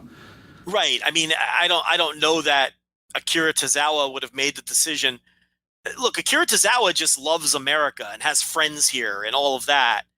And I don't know if an NXT Japan offer where he's going to still be in Japan and working with other Japanese wrestlers just on a much smaller scale than Dragon Gate would have appealed to him. There's no way Shinsuke Nakamura makes that move. You see what I'm saying? So it's like, unless they are on a larger scale in Japan, I don't think they're even going to get the Japanese wrestlers who do have that WWE dream, because it's not real WWE. It's just Japanese WWE. That's the 5th largest promotion in the country or whatever. Right. And that probably isn't enticing unless you're like in 0-1 or, slumming it up and in fucking whatever Taka's doing or whatever fucking, these tiny promotions that are non-entities where you're not making any money. They'd probably get those types. Like a Yato Yoshida would be a guy who I'd be like, fuck, of course. Why would I want to stay in whatever the hell that place is called now? Whatever the former... the former K-Dojo or whatever? Yeah, the former K-Dojo, 2PW, whatever it's called. I mean, there's no future there. There's no future for you there, okay? And if you're just an indie guy, then it's okay because you have a full-time job and then you work fucking 2PW or whatever that place is called on the, times a month, and you're essentially the equivalent of a United States Weekend Warrior indie guy. But if you're a Yato Yoshida, you're kind of stuck there with no fucking future of making real money in wrestling. That's the kind of wrestler I think WWE and NXT Japan would go after, because they could offer them better money and an opportunity to move up in WWE and potentially go, and all what's that. What's the value in guys like that, though? I mean, what's the value in? Yeah, well, that's the whole catch-22, because those guys aren't going to help you draw and make an imprint on the scene. They're just going to be now. There's value in that in terms of that guy has a lot of upside and he could eventually move over. Sure, yeah, but you know, in the case of the UK, they were able to do upside picks and then also just hey, Walter, Pete Dunne, Tyler Bate, like these guys that were maybe not the top guys, but right at the top, or enough guys to sort of decimate the scene. They were able to get them in Europe because Europe was all indies, right? Where Japan, it's not all indies. There's major league promotions paying people legitimate money. So that's the difference. And I know you know that, but I'm just saying that's why you're able to get Walter and Pete Dunne and whoever else. Because those guys were just doing indie. Those, Progress and all these other pros were essentially just indies. So in Japan, that's what I'm saying. Like why would Naomichi Marufuji, just an example, who's probably has a nice contract after being in Noah for 20 years, why would he give that up, to this and take that risk to go work for something like that? They're only going to get the younger wrestlers from the very tiny promotions where it's a clear step up for them and a clear opportunity for them. And then again, you're not going to be able to make an imprint on the scene when you don't have any name value wrestlers. So they're in a real tough spot. Whereas if they were able to buy Stardom and Noah, they'd have a full fucking roster of wrestlers who would have had no say in the matter. Your company got bought out. Here's a new contract. Most of them are going to sign it because they want to keep their jobs rather than risk, someone else picking them up. So to me, this is a big blow for WWE. And, it's a case where that's what I'm rooting for. I want them to fail miserably in attempting to open up shop in Japan. I almost want them to do it and then fail and have egg on their face on top of it. That would actually be the ideal scenario rather than never breaking through at all. But, the whole Stardom thing is a big blow. The Noah thing is a big blow. They're taking some L's over there. They are. And they're going to have to reassess or really, if they want to do it, invest serious money in it. And, get in the room with Bushiroad and make a real fucking offer for New Japan or something along those lines. And maybe that, unfortunately, is the end game here. Maybe it would have been better if they just buy one of these fucking rinky-dink promotions before they really get upset about it and go for the big dog. Because business is business. If they come with an offer that they can't refuse, who knows? You can't predict that. If it's advantageous for Bushiroad, fucking sell it. Who says that I don't know that it's completely off the table. In business, nothing's completely off the table. But now we're just doing, we're looking 19 steps down the road here. Yeah, absolutely. Yeah. So we'll see where it goes. But yeah, interesting. I mean, for you and I don't think it changes a whole lot, but it'd be interesting to see where this goes with Stardom and if how much changes in terms of their actual, like, how they approach their business and the booking and all that sort of stuff. From what I'm led to believe, and again, I don't know if that's going to really hold true, but it looks like it's just going to be a little bit more marketing, a little bit more of that. But essentially Stardom should stay relatively the same. But I get it from people that are fans of the scene in general, is that, there's a behemoth now in the scene where it was just kind of a lot of little guys all kind of working, to try to grow. And now there's one big company, and there's the potential for it to swallow everybody up. And here's the thing. They weren't even the biggest little guy. That's the other thing that I don't think a lot of people realize. They weren't the best drawing Joshi promotion in Japan. And they're not the best drawing Joshi promotion in Japan. But they were the most popular Joshi promotion in the West. Right. They had a little bit more of, the scope. They've got all their cachet here. Right. Correct. Whereas, but they weren't the top drawing promote. They don't draw the best Korkins, and they don't run, I forget the promote, because I was doing this research when I was looking into Satomura for the Hall of Fame. And, there's promotions, Joshi promotions that run, bigger buildings and draw, 2,000, 2,500 fans for their big shows. And Stardom doesn't do that. They're not. And that surprised me because I had the same perception that probably a lot of people do, that they're the biggest Joshi, but now they unquestionably are, but they were not before this deal. All right, so that is that. While we're talking about New Japan, let's get into this King of Pro-Wrestling show. We should also mention that this segment is sponsored as well by our friends at Grapple, GRAPPL, on the App Store and Google Play. You can also follow them on Twitter at GRAPPL. app. So let's get into this King of Pro Wrestling show, Joe. I don't know that we necessarily need to go extensively over every single match. I think there's some big ones that I think deserve some talking, and some others that I think we can skip pretty quickly. So let's start at the top and kind of work our way back down. The main event here, IWGP Heavyweight title, Okada defeats Sonata.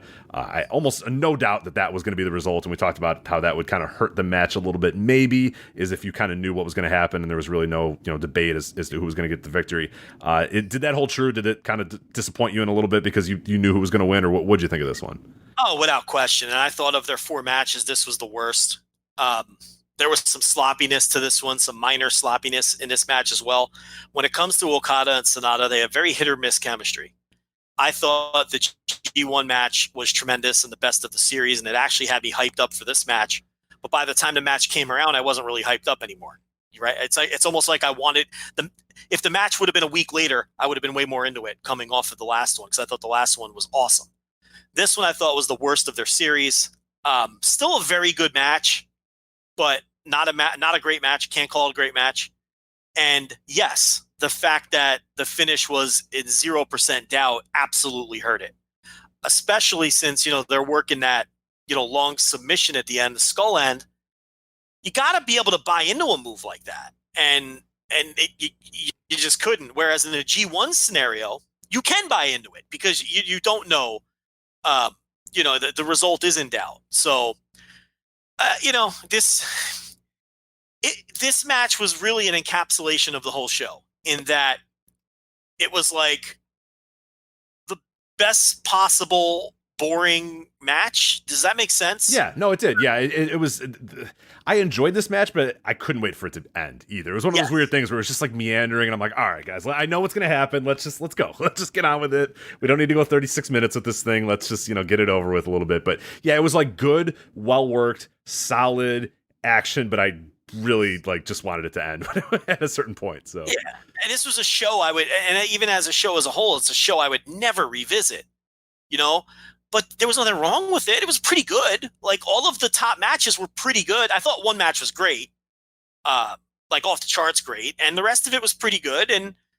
But the problem was the top 2 matches, just there was no drama whatsoever, and that hurts. And it's almost like if they know that there's not going to be drama, then why not do a different kind of match? Have Sonata fucking rush him at the bell, or I don't know, but at the same time, they did do that a little bit. What I did like is in this match, they did do that. Like, the first minute of this match was like high pace and a bunch of reversals and all that sort of stuff. And then the problem was I knew when they were going to do that it was like, fuck, we're in for another 35 minutes of these guys going back. And that's exactly what they did. They went hot out of the gates for a minute, and then the next 30 plus minutes were just typical Okada Sonata fare, but done at the slowest possible pace that you've ever seen. So yeah, and I don't know. It was just. It's just a very good match that I just wasn't all that interested in, which sounds weird, because if you're not interested, is it a good match? I mean, sometimes yes, sometimes no. I like, intellectually what I'm watching is good, but it was easily not. It was not just the least interesting match that they've had. I also thought it was, of their matches, the one that was.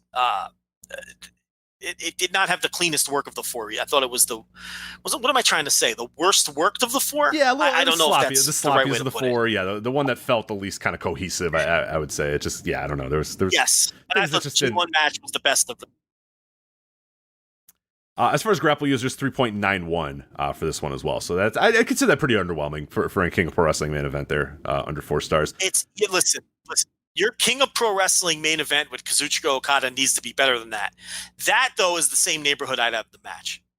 3.75 to 4, somewhere in that range is where I'd put the match. But that is disappointing. That's, considering where the bar is for this show and the guy that's involved. All right, so we'll move on to Evil and Kota Ibushi. This is, of course, for the Wrestle Kingdom briefcase here. Again, another match that I think probably hurt because there was no doubt. I mean, almost even more than Sonata. I mean, of course, the Sonata thing wasn't going to happen, but there was literally no doubt in the universe that Evil was going to win this briefcase. There was maybe a way to justify a Sonata, but there was no way. But zero, a 0% chance Evil was going to win this. And I actually thought this was a worse match too than Okada and Sonata. I did not like this one. I just thought this one just went on and on and on and on and just never felt like it was going to end. And I don't know. I just had no interest in this match. What do you think of it? Did you like it? Like it more than me?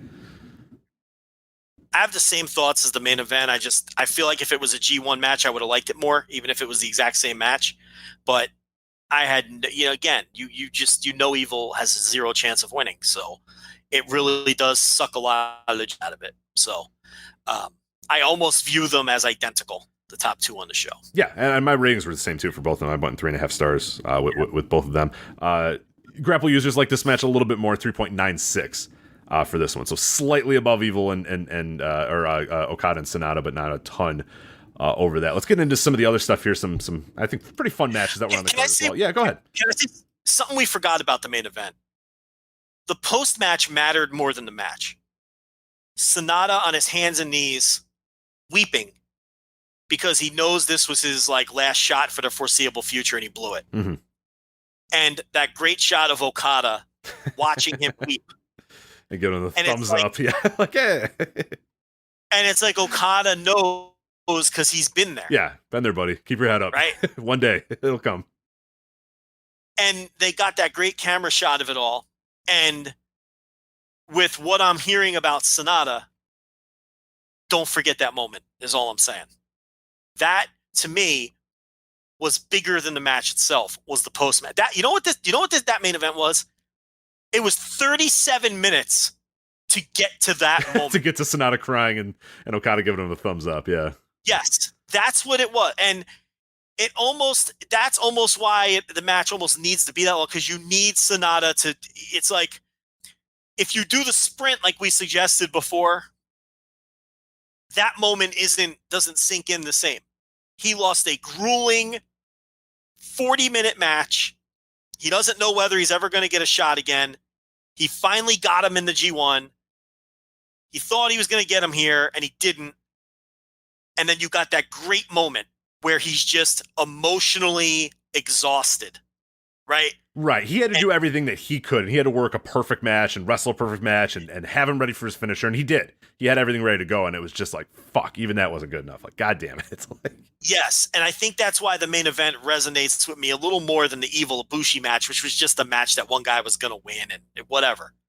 But that moment really is the only takeaway I'll ever have from this Okada Sonata match.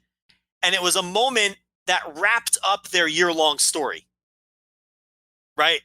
It's like, now it's over. And Okada's the better man. And Sonata has made progress this year. And now he moves to the back burner for a while. We've seen New Japan do this. But you know that that's not the last of him in these main events. They like Sonata. And they wouldn't have ended that story the way they did if they didn't like him. Right. And if and when they get him under contract, which I may or may not be privy to some information, I think you'll really see them continue to push him, because I think that they know there's something there. Now, do I think he needs a fresh coat of paint? I do. I think his look is a little too he needs some changes. And I do think he needs to. The other thing was the end, that scene is him finally showing some emotion. He never emotes. And I know that's part of the gimmick. But it was also nice to see Sonata show some emotion. Yeah, well, honestly, I know it's part of his gimmick, but I think that's kind of life imitating art there in a little bit too, because he's a guy who, even his Sonata days, he was a guy who always felt like you were just like, come on, like, let's get a little energy, let's go, let's smile, let's get mad, let's get angry. Like, he just kind of always had this Sonata look on his face, and yeah, it's nice to see him kind of open up a little bit. And I think that'd be huge for his career. Yeah, and that's why I wanted to bring all this up, because I do think that was actually more important than the match itself, that post-match stuff. And if he does really want to get over and get to the next level, he's got to find a way to show a little more emotion. He just has to. I get it's part of the gimmick now, but it's not always going to be part of it. And I get part of the appeal is that he's kind of dry. I get that's kind of, he's kind of like that dry sense of humor when he does cut promos and stuff. I get that that's part of it, but that's not a main event energy, is what I'm getting at. That's not ace energy. That's energy of a guy who loses main event matches and cries when that's like, for him to get over the hump, there are going to have to be some subtle changes to who he is and what his character is. Anyway, I didn't want us to forget to talk about that's good stuff. So now let's move on. This match here, it was for the IWGP United States heavyweight title. So of course Moxley was unable to get to the show, so he was stripped of his title, and instead we had a vacant title, and we had Lance Archer defeating Juice Robinson to become the new champion. A really cool moment for Lance Archer, and I thought a really fun match too. Maybe I liked it maybe a little slightly less than the main event, but ultimately though, in terms of what I was going to expect and whatnot, really good, really solid match. One to definitely go out of your way to check out because it was a unique match, and these two guys had not been in the ring prior. I think even for tag matches, I thought they said as well. So pretty cool to see a completely fresh new matchup in New Japan. But what do you think of Archer and Robinson? Totally the right call. As soon as Moxley didn't make it and they put him in the match, I even tweeted out, I said, this is a great opportunity to take advantage of this and put this title on Lance Archer. And strike while the iron's hot, got over big time in a G1. Just do it. And that's what they did. And I like the pre-match thing where Archer grabbed the mic and he was like, this was a no DQ match. That's what these people paid for. I still want to give them a no DQ match. I like that. It was a cool little touch, yeah. And then they went out there and did the plunder, and I thought it was really good plunder. And I think that I thought it was a lot better than some other people gave it credit for. I have no idea what Grapple's going to say.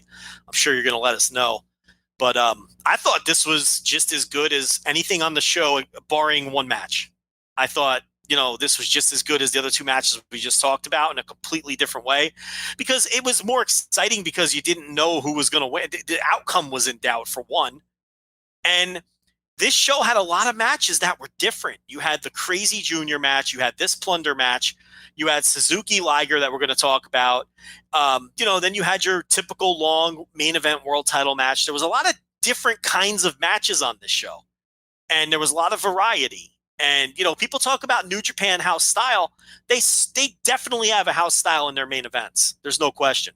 But you look up and down these cards, there's a lot of variety on these cards. And this card was a good example of that. And I thought this was one of the more interesting matches on the show. I really liked it.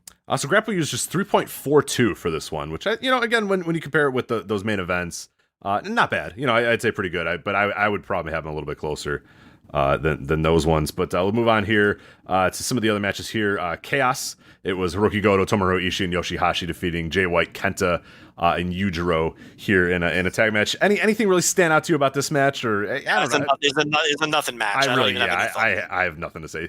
Grapple uses 2.82 for that one as well. So now we'll get to the match that I know you want to talk about.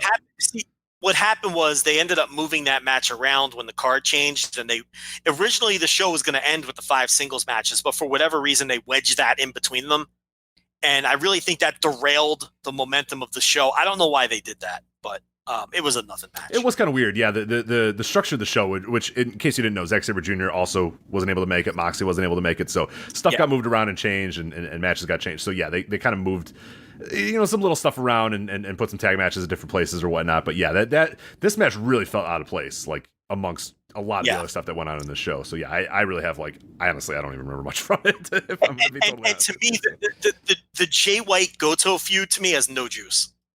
I'm not into it at all. Well, he's a geek. I mean, and that's what Jay White's telling you. He's like, you're a piece of shit. You're a geek. And it's just like, I don't know that Goto is really doing anything to tell you that he's not. He just keeps coming out and being like, no, I want to face you. And Jay White's just going, no, I'm not going to face you. And then I'm like, all right, well, why do I care about this? I like both guys, and I can't get into it. Now, when the bell rings for that main event at Power Struggle, maybe I'll be into it. But again, it's going to struggle because for the same reasons the main events on this show struggled, because Jay White is winning. So how am I going to get into it? Maybe that's why I'm not into it. Right. The whole world knows that Naito is beating Taichi, another match that I'd rather go sit in a fucking dentist chair than watch that match again. Yeah. And we all know that Naito's winning that match and then challenging Jay White. So the next show is going to struggle too. But yeah, I don't know. I couldn't get into this tag because I'm just not into these two guys and their match that's coming up. But anyway. All right, so there's that one. We'll move on to that guy here. IWGP Junior Heavyweight Title match. Will Ospreay defending the title successfully against El Phantasmo. Joe, this is my match of the night. I fucking love this match. What'd you think? Oh, mine too. I think this was easily the match of the night, like by a wide margin. Like I went 4.5 on this. I think it's one of the, better New Japan matches, of the year. I mean, anything 4.5 or over is gonna be in that category. Listen. I just talked about a feud that's not interesting. The Will Ospreay, El Phantasmo, Robbie Eagles, Taiji Ishimori thing that's been going on, to me, is the most interesting storyline in the entire company right now. It is the story that I am the most into in this entire company. I have no interest in Naito Taiji. I have no interest in Jay White, Hiroki Goto. Okada is on ice until January 4th. Liger and Suzuki is It's been a long day. Different. It's been a long day. Yeah, I was like, oh, okay. Liger and Suzuki is over. That was interesting, but it's done. As far as what's going on in the company right now, every time that combination of these four guys get in the ring, Rich, it's fucking great. And they tell great stories in these matches. This one was no exception. And it always fucking delivers. And really, it started 2 years ago in MCW, that Melbourne Championship Wrestling match, the first Robbie Eagles Will Ospreay match. That's where all of this started. And then it continued the next year when they had their second match. And then that's part of the canon here. And then El Phantasmo kind of taking Robbie Eagles' place as Ishimori's partner. Robbie Eagles doing the turn in Australia, where all of this started to begin with. Now Robbie Eagles is teaming with Will Ospreay. Now they're feuding over all of these different titles. I don't know about you. I am into the story as much as I am into the matches when it comes to these four guys. I think all of this is great. I think this is the best stuff going on in the company. It's carrying them through the fall for me. And this match was fantastic. You had Phantasmo, with the whole ruse that we all knew he wasn't going to work clean, but, he worked clean for the first 5 minutes before he finally showed his true colors. And then I thought, again, great storytelling every time these guys get in the ring. And, Phantasmo is a tremendous heel. He is just a great heel. He gets heat from people I love that people on Twitter hate him because that's what he's going for. Yeah. And he's a great wrestler. I don't see why people think that, why people think this guy's not a good wrestler because they don't like him. It's one of those things because he's a very good wrestler. He's no Will Ospreay. Okay, don't get me wrong, but he's not that far behind. I thought he in this keeps match, up with my hot take in this match was going to be that I thought Phantasmo was better than Ospreay in this match. That's nothing against Will Ospreay. He was great in the match. That's all for Phantasmo. I thought he was tremendous in this match. I thought his flying looked great. Everything he did looked great. His selling was great. Like the hidden blade that he took was just fucking phenomenal. Like Will Ospreay is great. Will Ospreay is fantastic. But I thought Phantasmo outshined him on this night, and there's not often where Will Ospreay can get outshined, and that is again nothing against Will Ospreay whatsoever. But I thought Phantasmo was exceptional on this in this match. I can't kill that take because he was fucking great in this match, from his character work to his bell-to-bell work.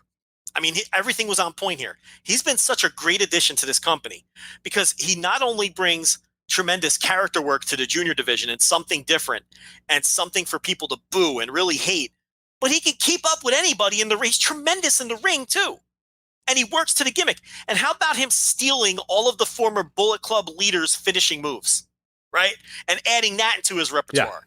Where he does all of these former Bullet Club guys, he does all of their shit, but he does it not quite as good as they did it. And you know what I mean? And it's like, and that adds a layer too. It's like, you're not AJ Styles. You don't do the fucking, it's really late, Rich. What's AJ Styles? Styles Clash? Yeah, the Styles Clash. You don't do the Styles Clash as well as him, and you don't do Kenny Omega shit as well as him, and you don't do Devitt shit as well. But he incorporates it in because he's a fucking prick, and he knows it's going to remind the fans of those guys and hate them even more that he's trying to emulate those dudes who are fucking legends in the company. And it's like, yeah, he was so great here. Will was great here. And it's, and forget, like, yeah, the spots were incredible, and they nailed all of them, right? But the storytelling here was just as good. And that hidden blade, and you mentioned it already, that was Kota Ibushi level on the hidden blade. That hidden blade, look, I joke about the Judas effect, and, I genuinely do like the Judas effect. I do. But the hidden blade is the fucking move. That's the real move of the year. That has been such a great addition to Will's repertoire. It's dangerous. It looks legitimately dangerous. It looks like it can, finish anybody. It does finish everybody. And this one was fucking incredible. And I don't know if you saw night one of the Super Junior Tag League, but Phantasmo came out with a taped up neck and is still selling the fucking neck. That's awesome. I love it. No, I did not see that, but I love it. Yeah, that's great. Yeah, it was Birds of Prey versus Phantasmo and Ishimori. And again, they fucking killed it. Had another 4-star plus match. 2 nights ago in Cork, and you know, he's selling. He's got the neck taped up. He's like struggling to get his t-shirt off before the match because he's selling that fucking hidden blade. Again, to me, this is the best rivalry in the company right now, and it's carrying them through the fall. Love the match. Love both guys in it. Can't praise it enough. Grapple users 4.18 for that one. So that is, I believe, that is the match of the night per Grapple users. But I think is the correct pick as well. So I would 100% agree with that. So now we got to move on to a match. Oh boy, Minoru Suzuki and Jushin Thunder Liger. So now, here's the thing. In a vacuum, this match was good. I enjoyed this match a lot. It was, to me, probably the second favorite match of the night after Will Ospreay and El Phantasmo. With that said, I was also tremendously disappointed by it because the build was, we're going to kill each other. Minoru Suzuki says, I am literally going to kill this guy. Jushin Thunder Liger apologizes to people about what they're going to see on this night. So I'm thinking, Joe, we're going to get spikes, we're going to get Jushin Liger, we're going to get fire, we're going to get blood. And then they go in the ring and they have a wrestling match. And a good wrestling match, a wrestling match that I enjoyed, but it did not. If this was just a random booked match that they just said, hey, Minoru Suzuki and Jushin Thunder Liger are going to have a match at King of Pro Wrestling, I would have said, oh, cool. And this would have been the match, and I would have said, oh, cool match. I enjoyed that. That was fun. But we spent months with these guys ripping each other apart. Trying, people having to hold Tanahashi having to hold Liger back and Liger beating him up and like all this sort of stuff. All this build, an incredible build, a great build, promos and everything. And they just had a wrestling match, Joe. They just got in the ring and grappled. The fuck was this? Listen, I don't even have anything to add. You nailed it. What the fuck? This was a match that just did not match the build. Listen, if they would have built this as Minoru Suzuki, I want to test my skills against you, and I know I can beat you at your game, then it would have made sense. But that wasn't the build. The build was someone's going to die. I hate you and I want your blood. I tried to put a railroad spike through your skull. And you know what I mean? And the other guy saying, you are Keiichi Yamada, and you're a coward because you wear a mask, and I'm gonna kill you. And then they get in the ring, and they decide they want to test each other's grappling skills. It just didn't match the build, and it took me out of it because I was expecting something that we didn't get, and I was waiting for someone to snap, and it never really happened. Yeah, I know Suzuki worked a little dirty towards the end, but man, this did not meet my expectations. This just wasn't the match that they built. So unfortunately, that meant it was a little disappointing. And I'm sorry, Minoru Suzuki doing a little bow at the end. All right, it was nice, but that didn't fucking save this thing for me. No. I'll be honest with you. I don't want him bowing at the end. I wanted them to try to kill each other. Okay? And I wanted Liger to beat this motherfucker and then spit on him when it was over. Because that's the build they gave us.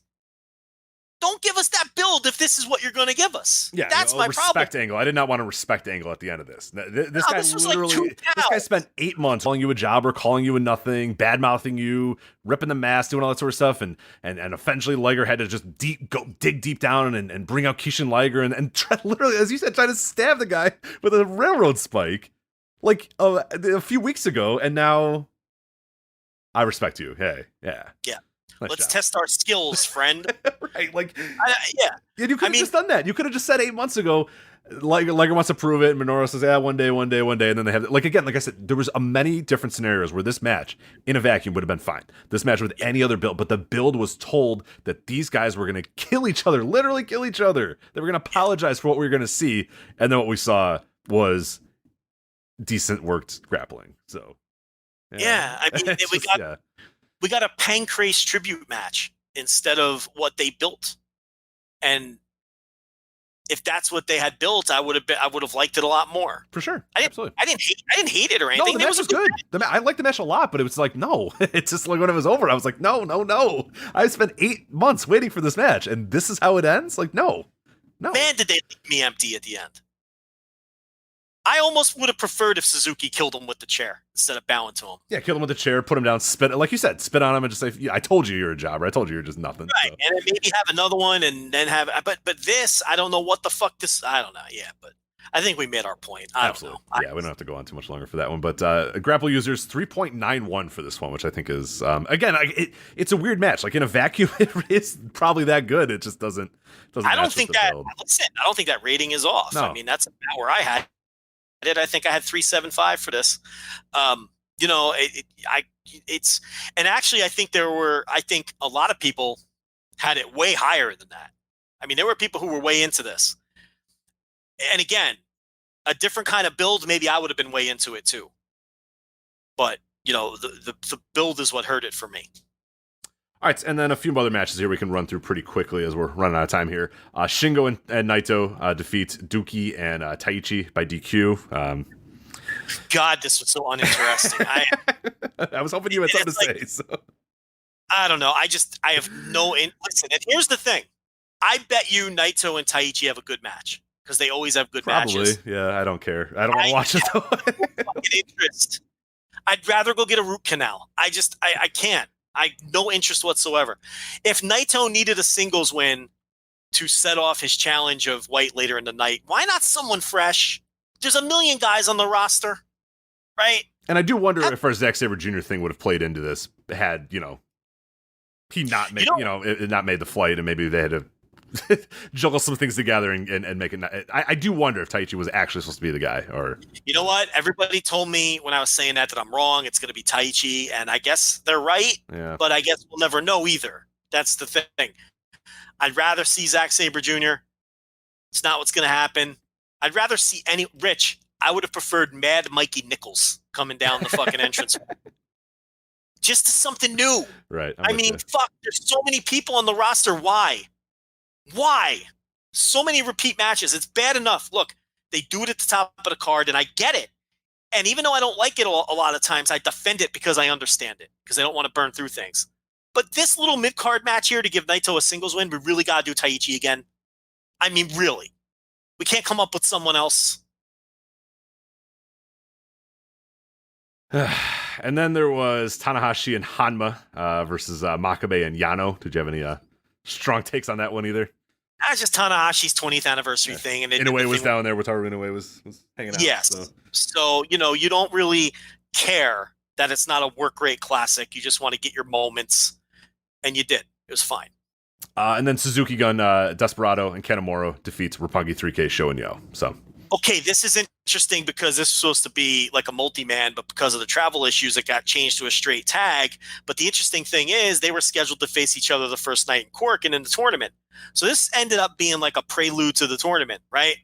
And then when Despi and Kanemaru won, I was like, oh, well, that must mean Roppongi 3K is going to win the tournament match in a couple days. And they didn't. Despi and Kanemaru beat them again in Cork. And I listen, I love Despi and Kanemaru. You know I love those two guys. And I kind of hope that they win the tournament. I know that they probably won't. I also would be okay with another Birds of Prey versus Desperado and Ishimori final. If they give us that as the final and let them have a fourth match this year, I'll have no problem with that because two of their other three matches have been great. I didn't really love the one on Royal Quest, but the other two matches they had I thought were really great.